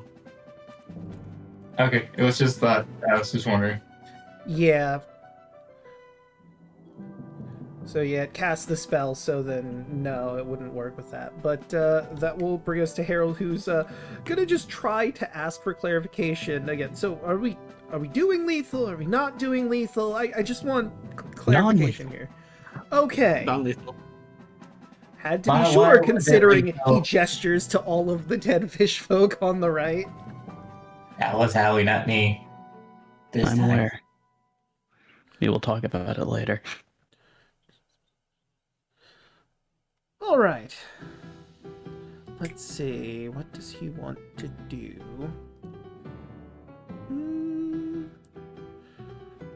I mean, he could just go with the cantrip. But he also has...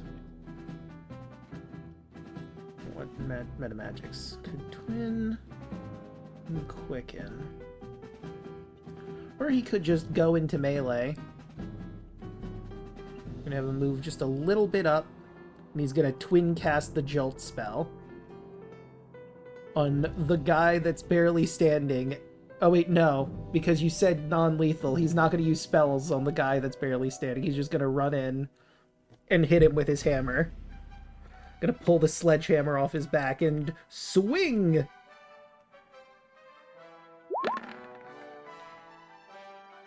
I'll do it. And he hits him hard enough to knock him out, not kill him. Not with all his force, just enough to bonk. And that was his attack. For his bonus action, he will cast Misty Step to get out of there.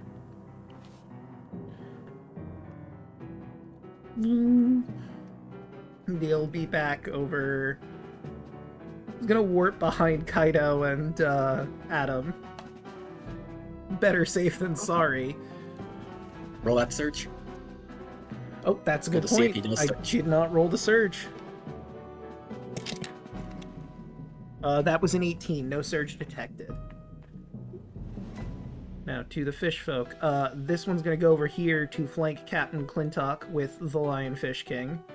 Can he get... Yes, he will get there to flank Ivan. And then these two are going to rush towards Aoi and Fu. Considering Aoi did just nuke a bunch of them. Howie did nothing wrong. Debatable. That would be a 10. That does not hit. Or not a 10. That would be a 9. And that one doesn't hit either, so Captain's fine on Ivan's end of things. If Roll20 will cooperate. Oh, I didn't... Ignore the second one. It's only the... Okay. It's only that first one. The 21 does hit. So, Ivan, you take 4 piercing damage. And the sword swing... that is a 15 to hit Ivan, which just barely hits. For 7 slashing. And now for the one on Aoi. That is a natural 1! Hey, lots of fun, now it comes the natural one. Okay, so I need to... Oh, that is unfortunate for him. Thank you. Right, so this fish folk goes to swing at Aoi, but you manage to duck and counter with like a quick punch to the face. And he's a bit disoriented after that. He loses all dex bonus to his armor class. So now he is going to be very easy to hit compared to the others. What would that be? I don't really have a broken shield, do I? That could work. Okay, we'll go with that one. Right, and the that was just his chomp attack. He's gonna try to swing with the sword in spite of being disoriented. 20's gonna hit. How will you take 3 slashing damage? Well, there goes my temp. And where did I have him? Forgot to do this. He was like right there, I think. Let's see, and that would have been 20 feet of movement. No, he wouldn't have been able to go around to help with flanking. Just wanted to double check that. Also on Owie. That is a natural 20 to hit. So, Owie, you are going to take the first one, 8 plus 3, so 11 slashing damage from that fish folk. Right, and that will be it for them, bringing us to Adam. Oh, jeez. Owie, are you okay? Yeah, I'm fine. Alright. Fu, can you help get those guys off of him? I'll try my best. Alright. I'm gonna just try to dash towards the Lionfish King. Alright. As I... Looks like Adam goes to unsheath the sword, but actually... 18 to hit with a frying pan. Okay, yeah, that's gonna hit. 14 damage. Ooh.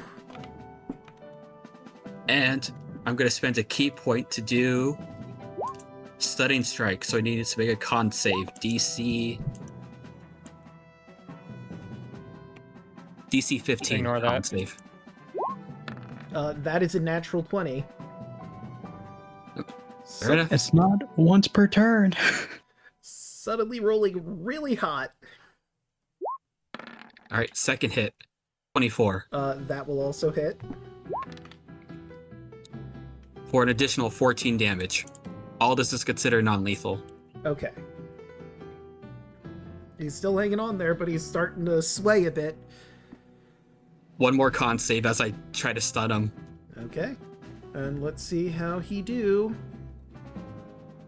Oh wait, I didn't even roll the actual con. I used the flat con roll, but it's fine. That would have been an 8. He has an ability that allows him to roll something instead of another thing, but it says specifically ability check. A save wouldn't count as an ability check, right? I do not think so. No. No. Okay. An ability check doesn't include your proficiency bonus. Okay. So then, yeah, he's stunned. Alright. After smacking him 2 times, he's stunned, and Adam just a glint in his eye. And I have an opening. I spend a key point to do 2 flurry of blows with advantage. Okay. The 11 misses. 12 and 19. Oh, the 12 misses. The 19 hits. For 8 damage. It's 8.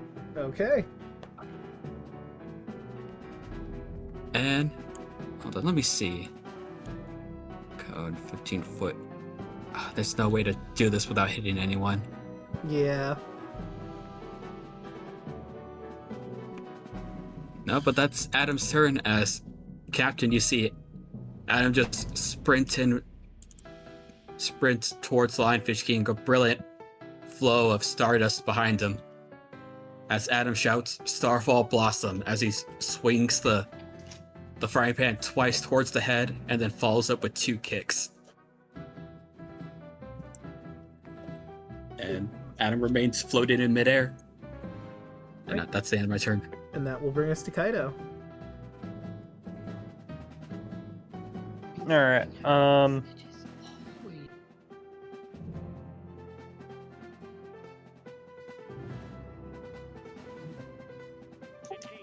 I wanna... Against the Baltimore Ravens this past Sunday.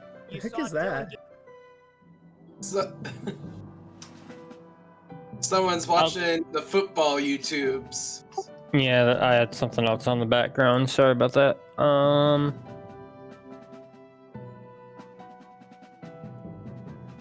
Do it. Actually, you know what? I'll get up a little closer and...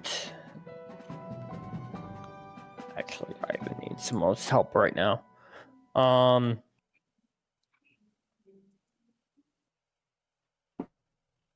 I'll go right there. Kaido is going to take aim for this guy that's bullying Ivan. And I'm gonna bonus action. We're gonna Hunter's Mark him. All right.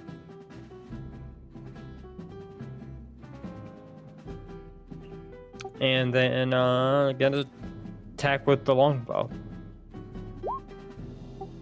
Oof, 10. That's gonna miss. Hey, I have extra attack. 22. Yeah, that'll hit. Alright, he takes 10 piercing, and then it's 1d6, so... Another 2 damage. So 12 damage total. All right. And Kaido is just gonna yell out, Ivan, hang in there! And that's turn. Right. That'll bring us to Fu. What do you do? Okay. I'm gonna need these two to make a wisdom saving throw, as I'm gonna teleport right here. Okay, wisdom saving throw. 1, 2. That's an 18 and an 11. One fails. One is afraid of me. All right. Ironically enough, it's the one you're flanking at the moment. Perfect.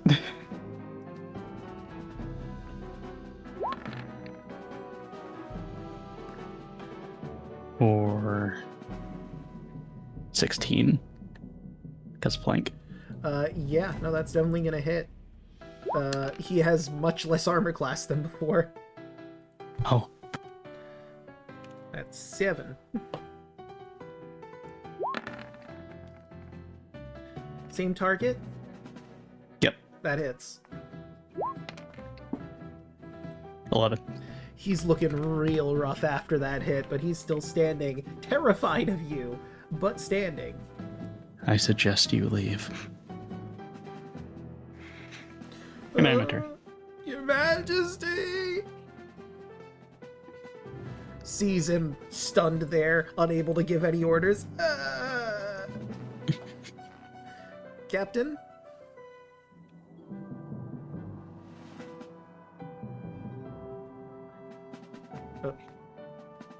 Daluna? He just looks at the king. So, that's the part where you turn tail and run.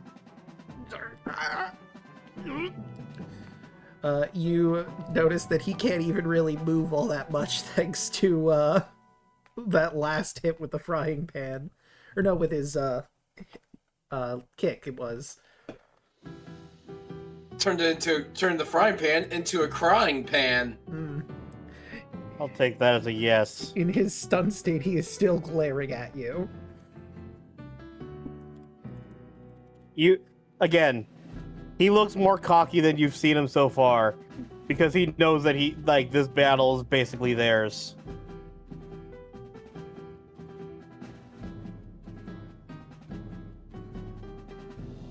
Now let's just make this easier for you.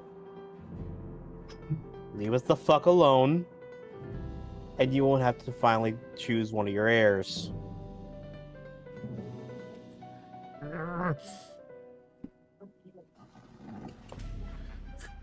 Again, cannot respond at the moment. Being in rage while being stunned. You could just knock him out. You got advantage to hit him if you just want to. It's true. That's actually what he's gonna do. He's just basically gonna hit him with the cup of his rapier. Right, roll the attack. Linking an advantage, buddy. Yeah. 21's gonna hit. And let's just say that's 12 bludgeon, not piercing. He's Yeah. going for non-lethal. Right. He's looking a little rough. Ugh. Ugh. No one touch the king. Let him bow out gracefully this time. Dylan, you said you were a rogue, right? Do you get sneak attack, or is that something else? You would. I would, but just Yeah, I mean, it's up to you if you want to use it. And, like, he could use it here, but he's also just trying to knock him out. So, I get it. yeah, he. Just wondering. Like, I don't know if he was trying to go for the kill, then yes, but he doesn't like. He knows that killing the king will probably be a lot worse for him in the off, so he's just gonna make that declaration: no one touch him. And that will bring us to Aoi.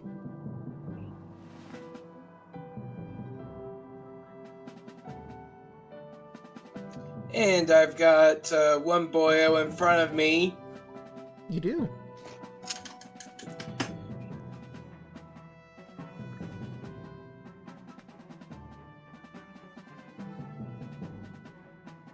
And I'm gonna go ahead and use Sorceress Burst, but instead of casting a ranged spell, I'm going to channel it through my horns. Okay. So no disadvantage.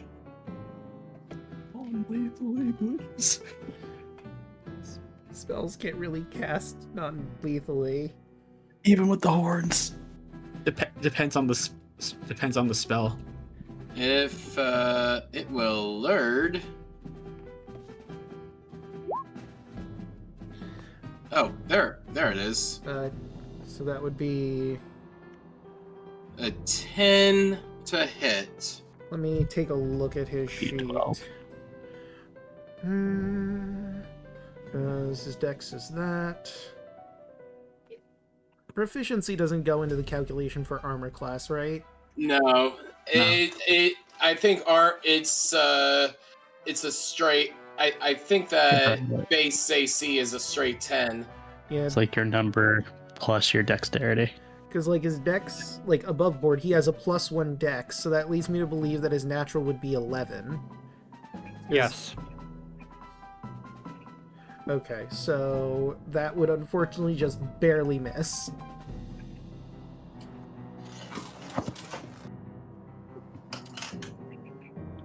Looks like your captain's retreating. Next one will not miss.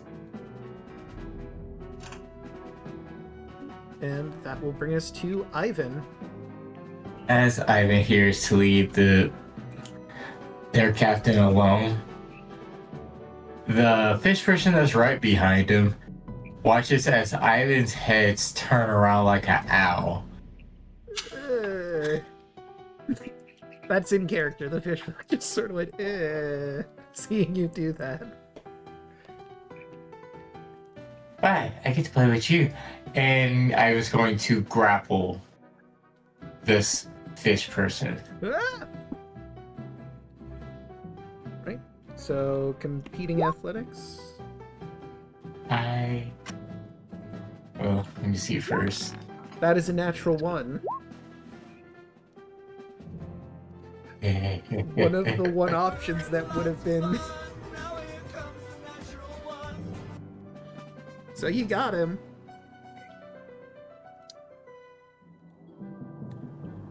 And then Ivan will slowly put his head towards next to his. I want you to suffocate, as he does engulf Ooh. for his bonus action. Strength save. DC is 13. Okay, and that is a 16. He fights back, getting engulfed, terrified. No. No. That happened. No. Holy shit. Right, that would technically bring us to the Lionfish King, but he's stunned at the moment, so... Yeah, so I think at the end of his turn, he is no longer stunned. Okay. Which brings us back to Harold. Let's see. Nah, he couldn't get close enough, even if he wanted to smack that guy. I mean, he could go over here. He runs up to this guy. And swing of his hammer. That is a 7. He swings the hammer and the fish folk ducks, and Harold spins a bit. Dang it! Which will bring us to our remaining fish folk. Since you tried to... Whoops, I did not mean to click initiative. Damn it. Let me hide that. Okay, it didn't prop. He's gonna try and escape the grapple, the one that almost got eaten. So, nope, an 8's not gonna do it unless you roll real bad on your athletics, Ivan. I got a +5. I have to get a 2. You know, you still got him locked in. No. There's no running. That happened. The other one, on the other side of Captain Clintock, Your Majesty! Chomps down, but an 8's not gonna hit. Swings the sword. I don't think a 14 hits either. Additionally, this fish folk that just dodge Harold doesn't appreciate almost getting hit with a sledgehammer, go figure. And I don't believe either of those hit. What's your... Oh, no, wait. The second one does. He takes 3 slashing damage. Dang it! Alright, this fish folk is in a bit of a bad situation. Between two of you. Assesses the situation. And he's just gonna... disengage. Go over here, away from all of you. And since... Captain, are you... Your Majesty, are you back? Do we leave? The Lion Fish King surveys the current situation. Retreat! Oh, thank goodness. Does anyone want to do anything on their turn since the Lionfish King gave the order to retreat, or no? Let them escape. Like this do go. So you're not gonna let that one guy go? No. Alright, so... Does anyone else want to do anything for their turn? Because technically Adam is next. But I think really quick, he's just gonna lift up the guy who got knocked unconscious, basically like hold him towards the lion fishing, like, can you hold this guy really quick? He's just knocked out. You'd probably take him, throw him over his shoulder. Alright, and I'm gonna go over here. I'm gonna try to get this guy off of, Ivan off of this guy. It's like, they said to let him go. They're running away. We don't need to fight anymore. No. Right. Ivan, don't make me do this.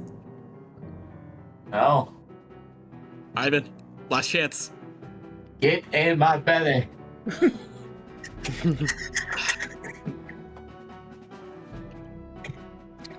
Do I just athletics or do I just try to knock Ivan out? It would be competing athletics to try and pull them apart. Yep, I'm just gonna... Athletics. 17. Alright. Let's go! He's on there but good. No. Adam's just trying to grab this guy, like, and just... It sounds like a plane trying to take off as Adam's just floating in the air trying to pull this guy out, like, go on, he said to let... They're going away. We don't need to fight anymore. No. Mine. No. Let him go. No. Let him go. No. I know. What? Kaido's just gonna look at the captain and just be like, see what I have to deal with. And he's just gonna walk up to Ivan and just try to bap him gonna say, unconscious off on the side real of the quick, head. I was gonna say before you do that, Ivan, like Ivan, if Ivan looks over at the captain, he's just giving him the look of "Don't you fucking dare." The dad look. The dad look. It's second only to the mom look of "You better knock this shit off." As Ivan sees that, he will wait until Adam does a really strong pull. He's going to let go. Adam flies forward past the two of them. Woo!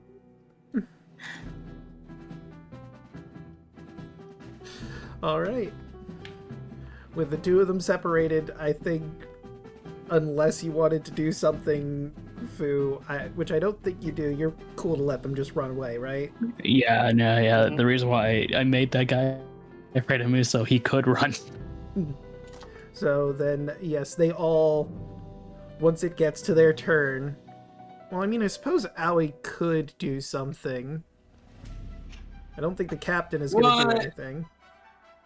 One more Sorceress Burst. Aoi, no! All right, yeah, that's going to hit. Who are you aiming for? This one here. All right, so then, yeah, that'll hit.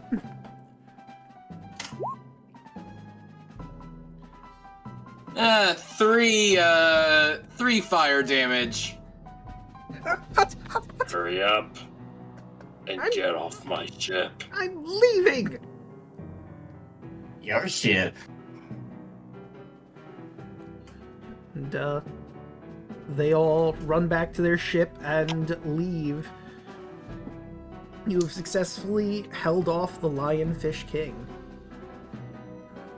As we make our way to where you were heading, and he sails off.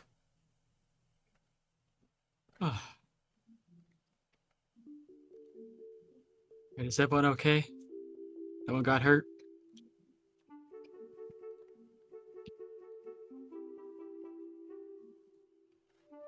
Is pouting at the moment. Ivan, you can't eat people. I wasn't going to eat him. I just wanted to make him stop breathing and make him pass out. And then spit him out. Okay. You said not to kill him. Alright, I believe I just got scared for a moment. I'm sorry.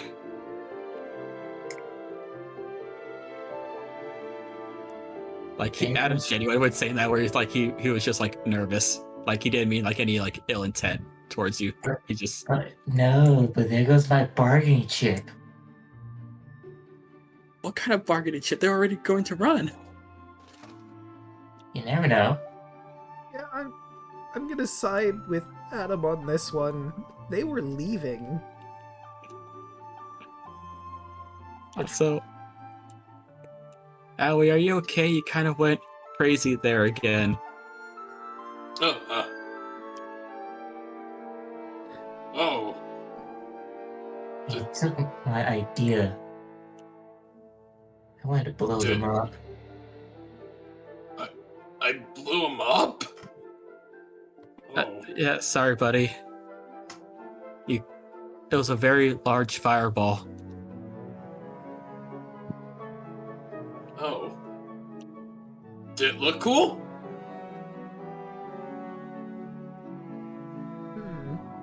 A little bit. Until they started screaming. Oh.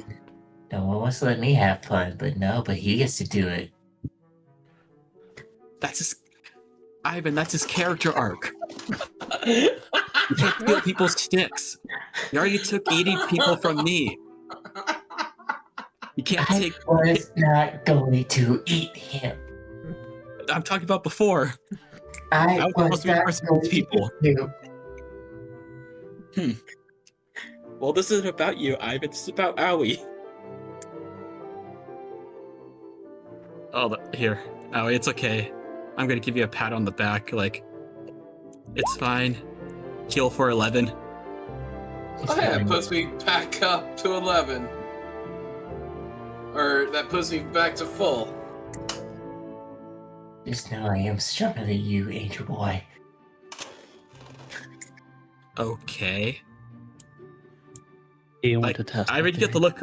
You get the look of like, and I'm supposed to care? Would you like to test that theory? I said you. I know. That's I mean, just Get the offer out. You claim you're stronger than somebody. Yeah. Do you want to put it to a test, a friendly spar?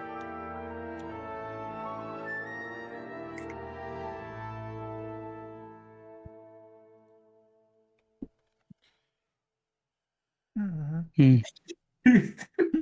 He's just kind of, he's not moving his head. He's just kind of moving his eyes as you're walking away. Just right behind your dad. Hmm. The radiant soul still burning.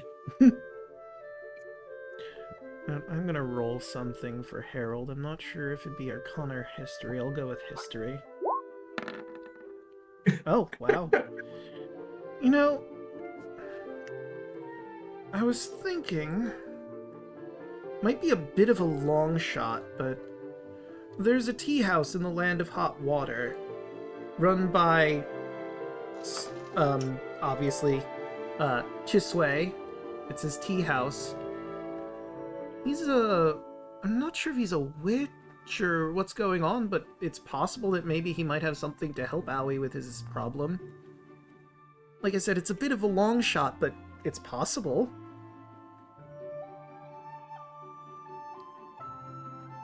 It'd be worth looking into. not going. So- Is that something you're thinking about, Aoi? Maybe some people can help you.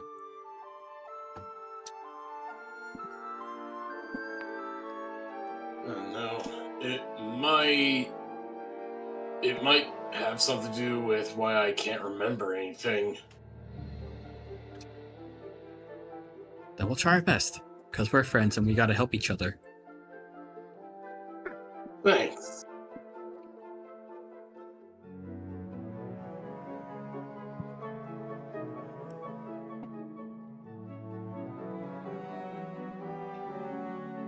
It was a pretty cool fireball. Thanks for aiming it where it didn't hit me there, kid. It could have been. Yes, Captain! It could have been me.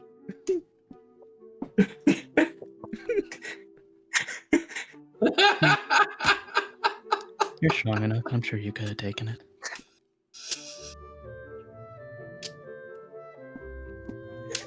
I mean, that was a really strong fireball. I'm not sure how many people here could tank it. At full health, I would have survived. Yeah, Ivan would survive. It would take myself out. I think Harold would also survive that fireball, but just barely. He'd be really rough. And I think Fu would also be able to. The captain? Not really. That was 34 damage. That's above the health of the captain. Oh, Yeah, jeez, if you Captain. would- Captain only has 21 in damage right now. Oh, no. And if he had gotten hit by that fireball, it would have taken all 33 of his full damage otherwise. Yeah. I also would have gone down if I had been in that. So yeah, a lot of people would have gotten downed by that. Aoi, you know what you gotta do if you have the ultimate nuke button to take us out. Just fireball the party. Joke's on you, uncanny dodge. Okay. True, that is an option. And then eventually I will get fire resistant as well. Cast Fireball and nothing but Fireball. I cast Fireball. You're doing sorcerer's proud there, buddy. Love me a good fireball.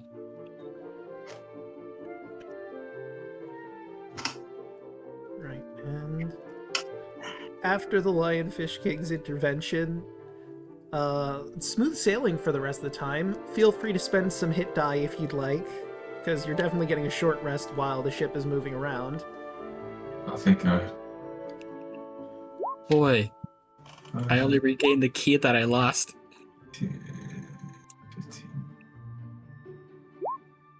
15. I didn't spend any focus points. Good job, Fu. We went through that battle completely perfect. Honestly, I like how that combat went. It wasn't, like, too one-sided. It was pretty rough there for a moment for some of you.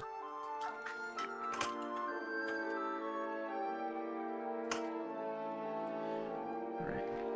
And I would say... I even didn't die again. Yeah!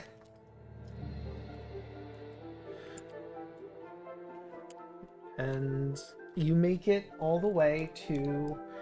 You remember where the sunken town is, so you can very easily get back to that area. And you would have, probably would have been prepared more potions of water breathing so you can get down there, genuinely. You're gonna have to push the plane out of there, but with all of you working together, I don't see that being an issue. And you roll it out in place. You attach the balloons, and they get up to the top. Captain uses the arm, it's on the ship and ready for transport to Skykite City. However, it's at this time you're starting to get to evening. Skykite is pretty close to here, though. You'd probably get there at night. But you could definitely make it there, for sure.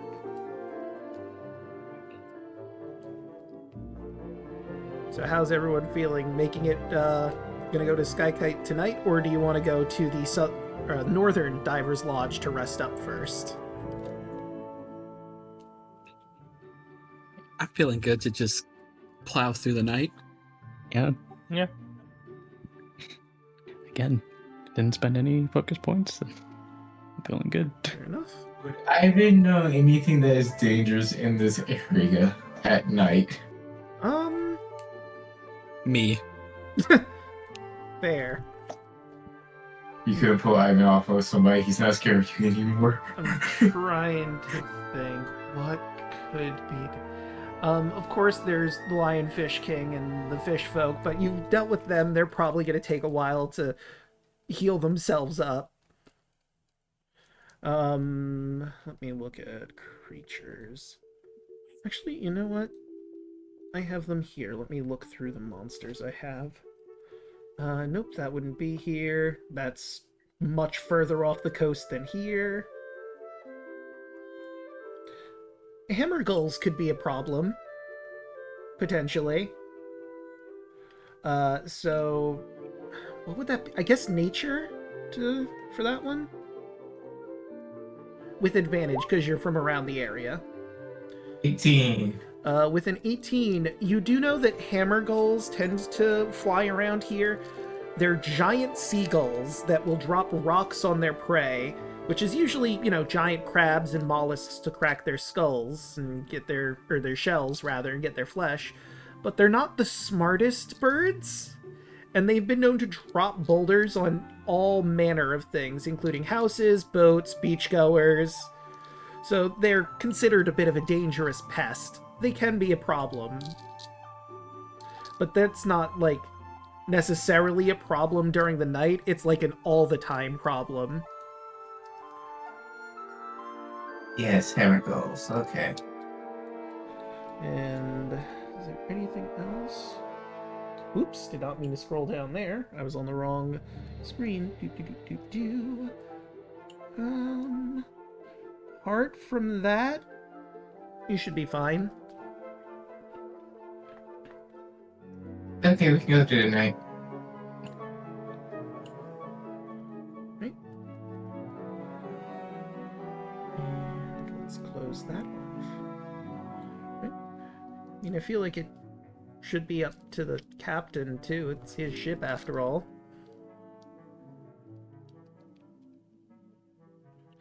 And Harold will look at Captain Clintock.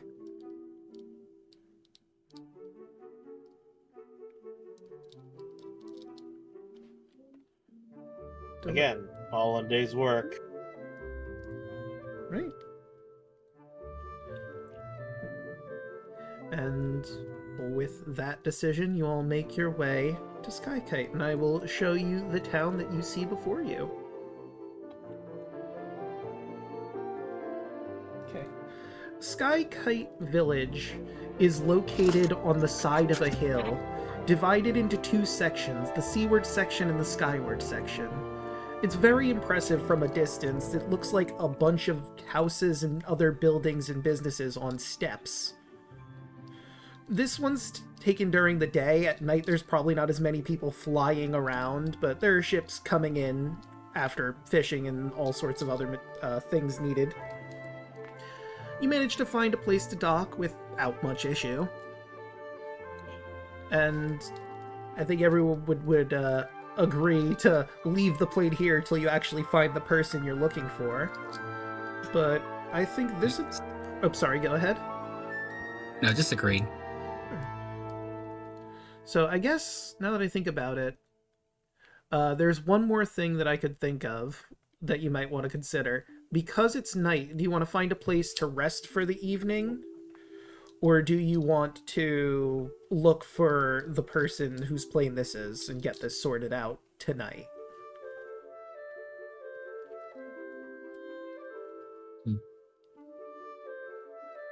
It's like... I think... No, I was gonna say, I think we could try finding, like, an inn to stay at, maybe. Yeah, easy enough to do.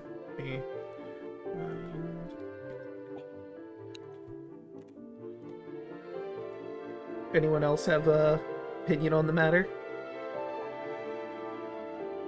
I honestly doing or finishing this quest in the morning sounds smart. Fair enough. Alright, let's see. The captain might know about the place because he has been to the area before.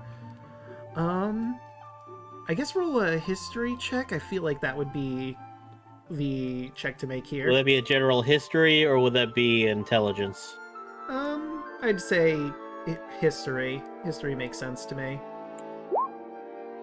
18. He knows a place. Yeah.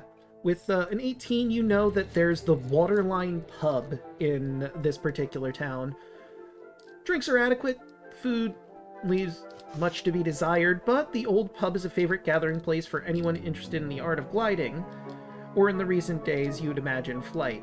Patrons tend to file into the Waterline to grab a drink, witness the day's test flights.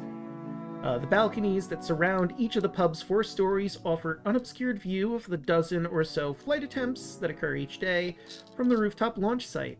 A thermal vent beneath the pub has been harnessed and funneled to the roof, and they would, of course, have rooms if you need them.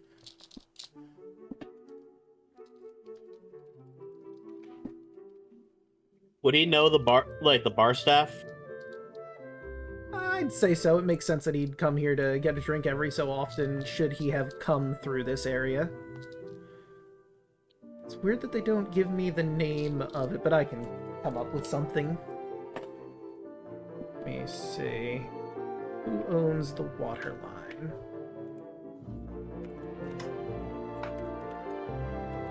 Evan will be hiding in Ito's bag. Let's see.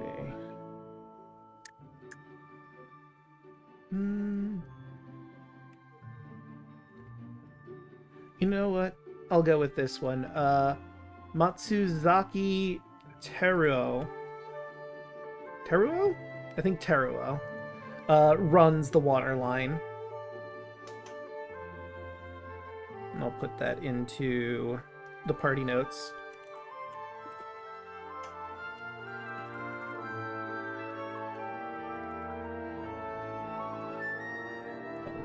There you go.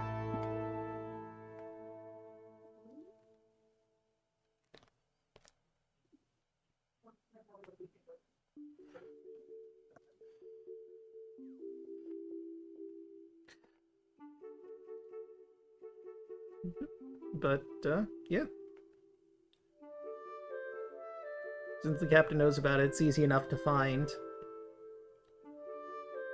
Wait, should we just say, like, for the sake of levity, he booked, or we got some rooms. We stayed the night, probably had a drink, and then like cut to the morning. Yeah.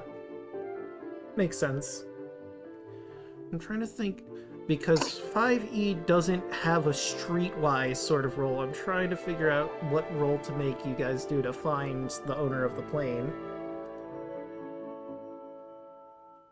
I mean, you know his name, so you could ask, hey, do you know where X person lives? Perception, maybe. Investigation? Investigation makes sense.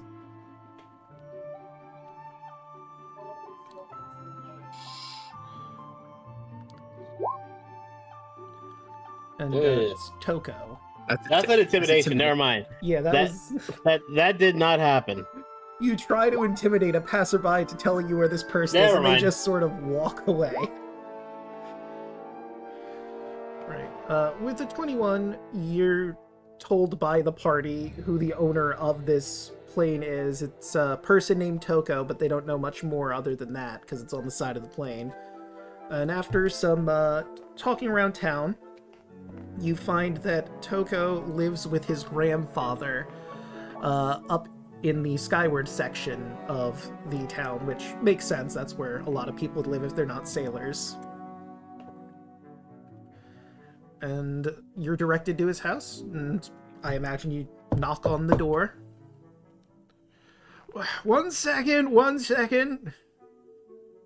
Older gentleman, probably like late 60s, opens the door. Who are you lot?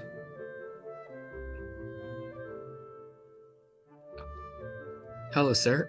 We are a group of adventurers called the Spirit Brigade, and we happen to find a machine that belongs to you. Machine? What? Oh, wait a minute. No, I A flying believe... machine? Oh, no, that isn't mine. That's my grandson, Toko's. Oh, he's gonna be thrilled to hear that the plane was recovered. He's been really depressed these past few days, because it got stolen from our workshop and it's inconsolable. One moment, I'll go grab him. And the old man runs in. As best he can, he's old. And sure enough, younger boy, Toko's probably in his teens. Actually, no, probably his pre-teens, like on the cusp of becoming a teenager, like 12, 11, give or take. You found my plane? That's right. What are we waiting for? Let's go grab it. And he immediately runs out with his grandpa trying to keep up behind him, and I would wager you would go and follow them and get them to their plane. I'll give the grandpa a piggyback ride if he has trouble walking. Oh, absolutely, sure. Probably a lot Lead the way, faster than Captain. I am.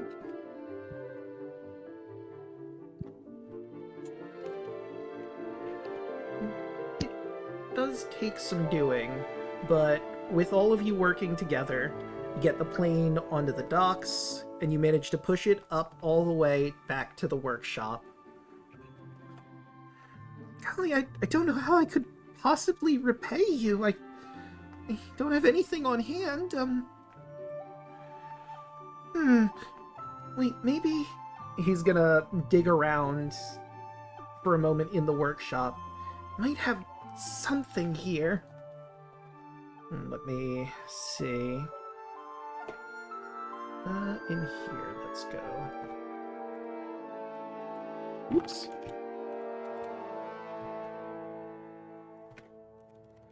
What would that be? No.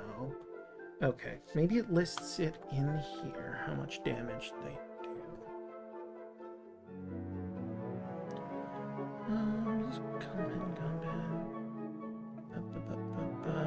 Really doesn't have this statted out? Weird.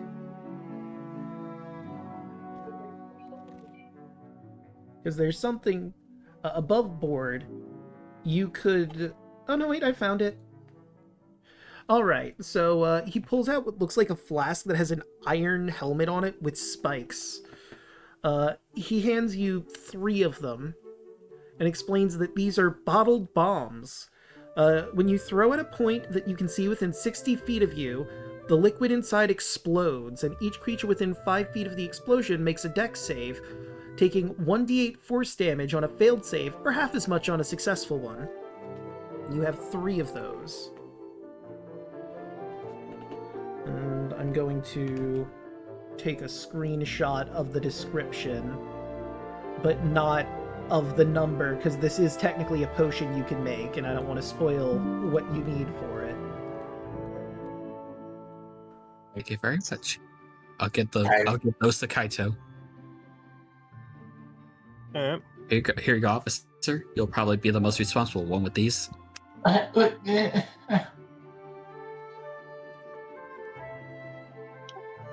Just smirks at Ivan and pockets them. There we go.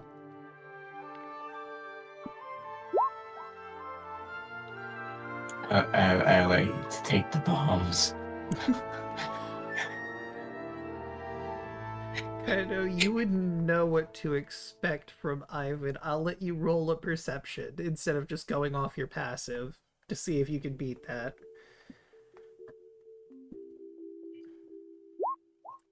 Nope. Alright, you managed to take the bombs, Ivan. You now have 3 bottled bombs.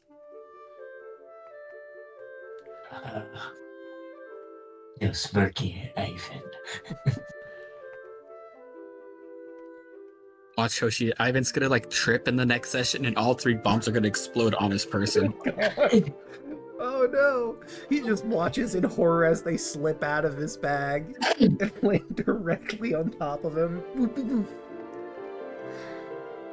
Oh no! Where's Ivan? Oh, you know, he's over there, and over there, and over there. A little over there.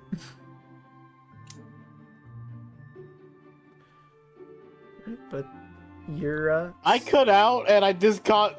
What the fuck did I miss? Ivan stole some bombs. Yep, you got some bottled bombs, or the party did, for assisting with the plane. And Ivan grabbed them from Kaido, because they were given to Kaido first, but he really wanted them. So he sneakily grabbed them, and no one has the passive perception. Actually, you know what?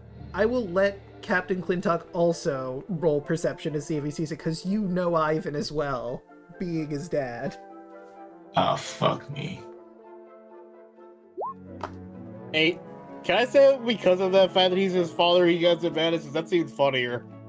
Yeah, no. He sees either way. Well, no, he wouldn't without advantage, because Ivan rolled a 22 for sleight of hand. But yeah, because you're his father, that makes a lot of sense that you would know what he's about and keep special close eye on him, and you see him taking the bombs from Kaido's bag. Ivan, you just feel the presence of your father right behind you. Put them back.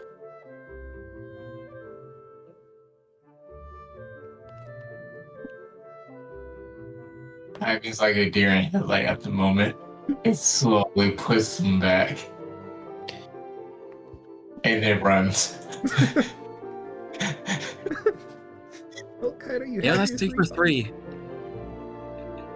That's 3 for 3. He's a terrible thief. He always gets caught. Know where he I don't know gets why it he's from. trying. Don't know where he gets it from at all.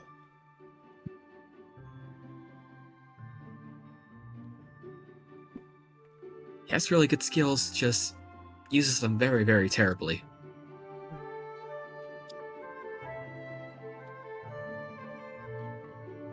What the fuck did I just delete? Uh-oh. Yourself. That's not good. Maybe you deleted the bombs. Or some other item you had. It was another. Oh, okay, it was the essence of the gun bug. That's why I deleted it. Okay.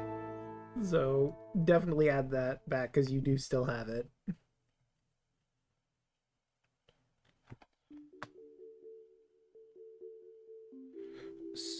Harold chime in. So, where to next? I mean, we're done here. We could hang around Skykite for a little bit, or we could head off to the tea house, or one of the areas I want to go to for research.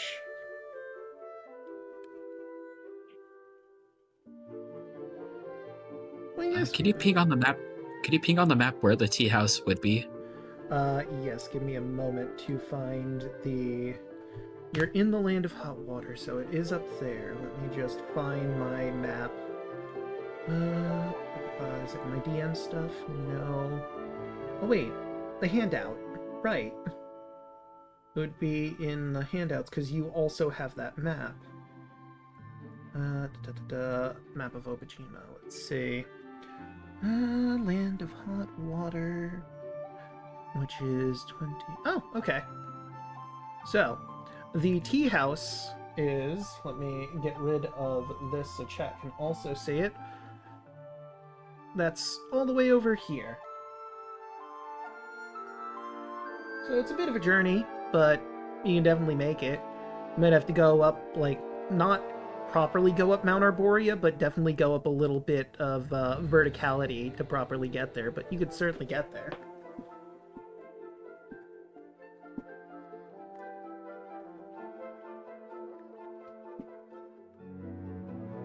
Well, crew, what do you think?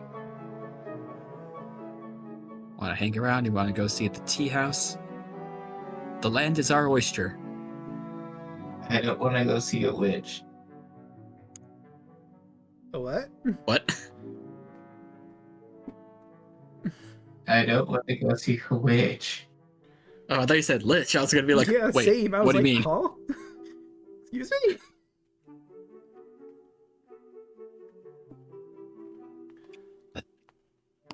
They want me. I mean, we're not gonna let them get to you. But we want to help out Aoi as well. I mean, you could always go with the water spirit excuse. That only works on idiots.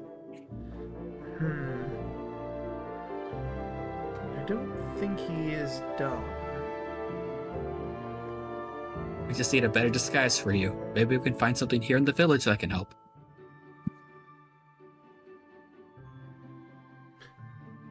Maybe. I think they have like a patchwork. Oh, but that's run by witches, isn't it? There's the Patchwork Robe Coven that are here in Skykite. They're mostly good at fixing, gliders and the like. Maybe they could do something about that, but then we would have to encounter witches to go about that. Also, for Daluna's sake, Ivan is a very rare type of ooze.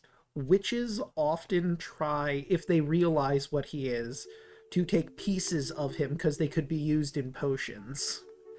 Obviously, that doesn't happen when you're around, and Ivan tries to avoid witches because of that fact, but it is something you know that witches would want to take pieces of Ivan, possibly, if they realized he is a slime.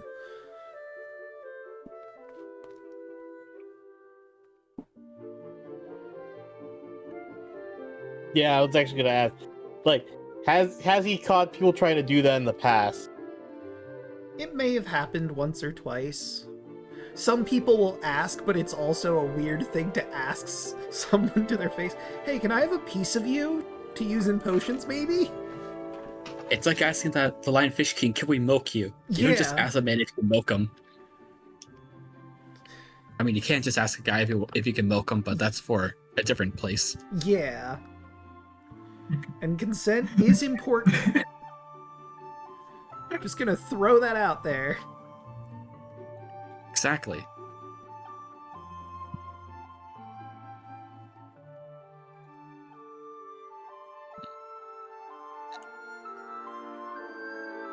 I'll have Harold roll one other thing.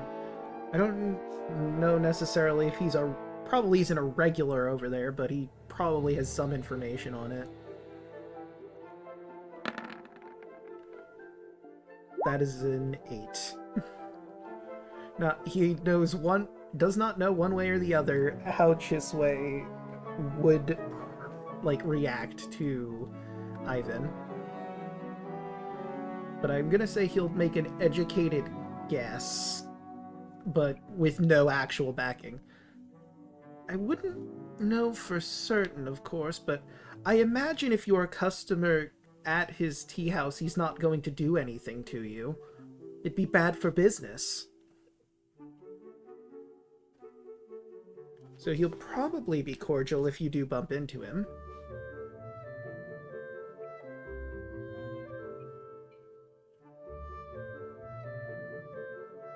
If I bump into him.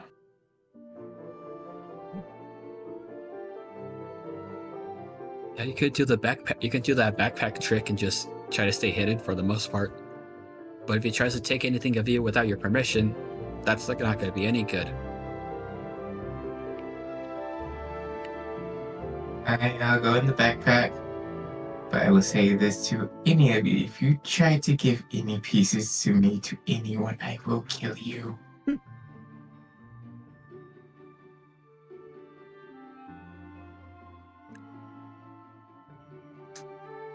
Right, well, we have our plan. Captain, I imagine you're probably going to head on back to the other Diver's Lodge, right? Correct.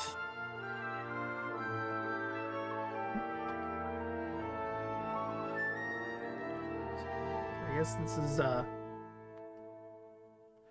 you okay with Ivan coming with us? I mean, he is your son. The one thing that every good parent knows is that once your child chooses their path, best not to get in their way. Just keep an eye on them. And don't let them die again. Try our best.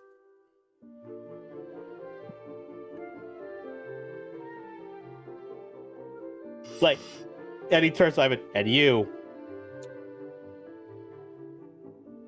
And he turns his head and just starts whistling. In a shot, he just he goes from looking stern to just smiling. Do right more. I miss our little chats. Gives him a hug. Aw. Yeah, come back. I will try.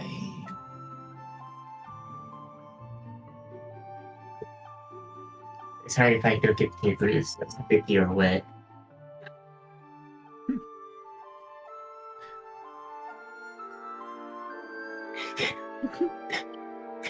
I feel like he's used to it. Yep. Right. And I imagine with that, you go your separate ways. Captain back to the Diver's Lodge, and you making your way to Chisway's tea house.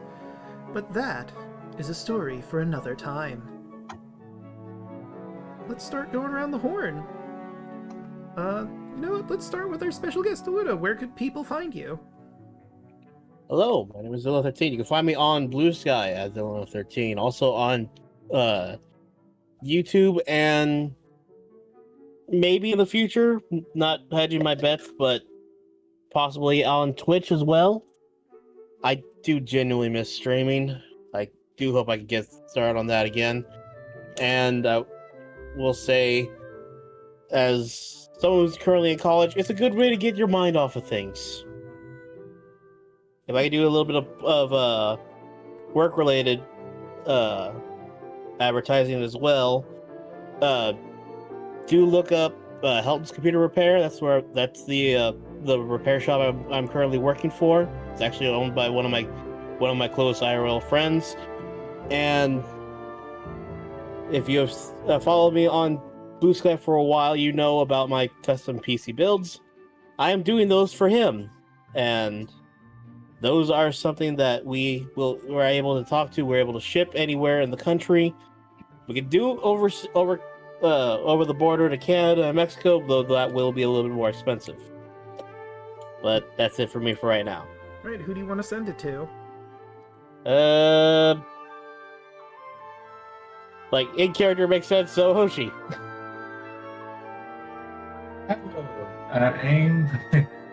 Hello, I'm Roy Hoshi. You can find me on all social media as Roy Hoshi. Tuesday, you can find me, Chaco, and Draco as we go through Roller Games 3 Honors Mode. As I forget where we were. Wednesdays, you can find me here playing your little favorite slime boy Ivan, or when we're on Point Crooked Moon, when everybody's here, you can find me playing the mom of the group, Mary. Hopefully no one dies. Or go down, or people heal people like these people told them to. That's it for me. Chaco, go. Hello, I'm Chocolate Zombie 101. You can find me all over social media as any form of Chocolate Zombie 101. I stream on Twitch. Tuesday, you can find me, Hoshi, and Draco doing our honor mode playthrough of Baldur's Gate 3. We have a brand new set of characters, and tune in for those shenanigans. Wednesdays, you can find me here playing Gerard for Crooked Moon, and occasionally Kaido for when we come back here to Obojima. And then earlier in the day on Wednesdays, you can find me and Daluna and Cryptic over on twitch.tv/TwitchThePerson for our Power Rangers Cyberstrike campaign, which is currently more than likely on a hiatus until after the end of the year. Though, never know. Maybe we might come back for a one-off if we end up deciding that. Maybe, around the holidays. But that's pretty much all I got. Cryptic. Hey, I'm Cryptic Cyajin. You can find me at twitch.tv/cryptic_Cyajin.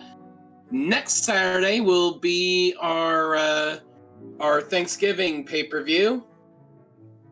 So that'll be fun for World Domination Wrestling. And of course, when we're running Crooked Moon, I play Cauldron, our half-elf paladin who serves the goddess of love and light. Of love and beauty, Sune. Right, who are you sending it to? And who's left on the docket here? That would be Than and Broden. I'll throw it at Broden.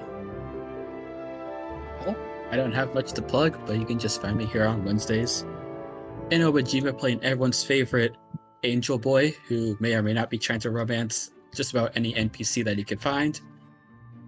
But other times I'll be on Crooked Moon playing Anne, a very lovable porcelain doll who tries to not die.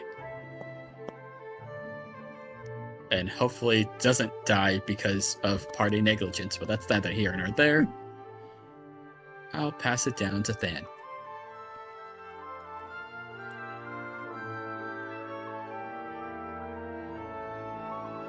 And? Did we lose him?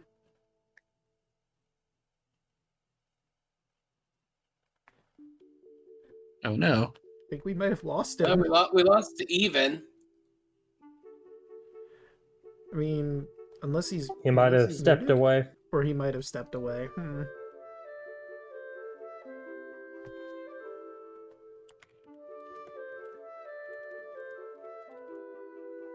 Hello. Ah, hello. There you are. Probably help if I click the button that it kept me muted.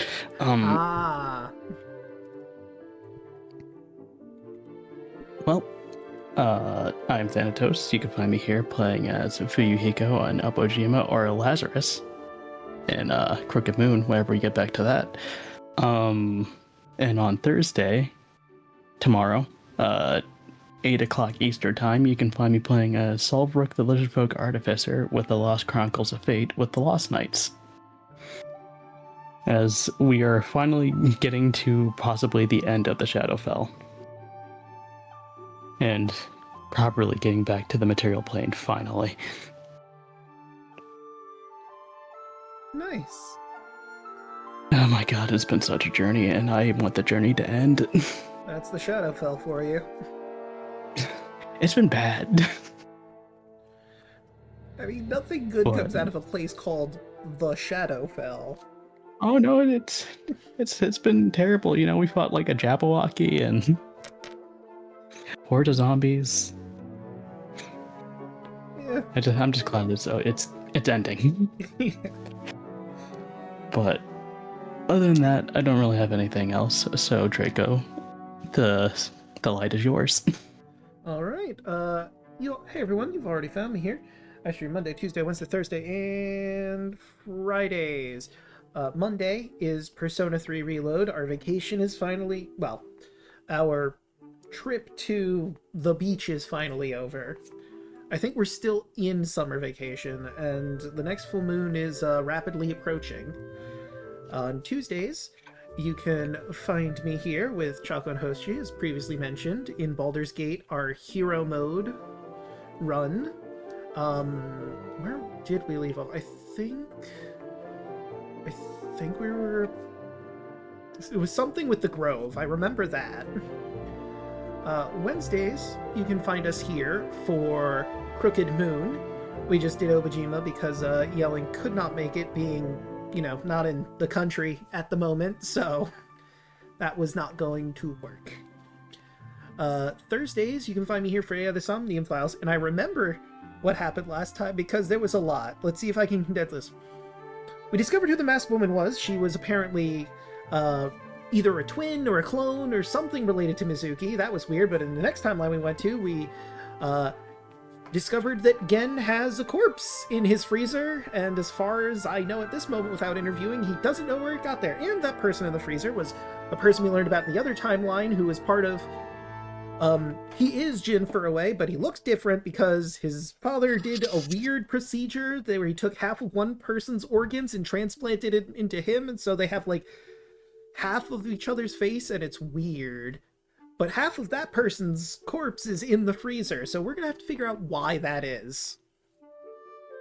And if you're shell-shocked from that explanation, good, you're exactly like I was when I learned that information. Fridays. Yelling is going to go through Pokemon Violet, going through Area 0. I've finished everything in Pokemon Scarlet, so there's not really much for me to do outside of just sort of wandering around.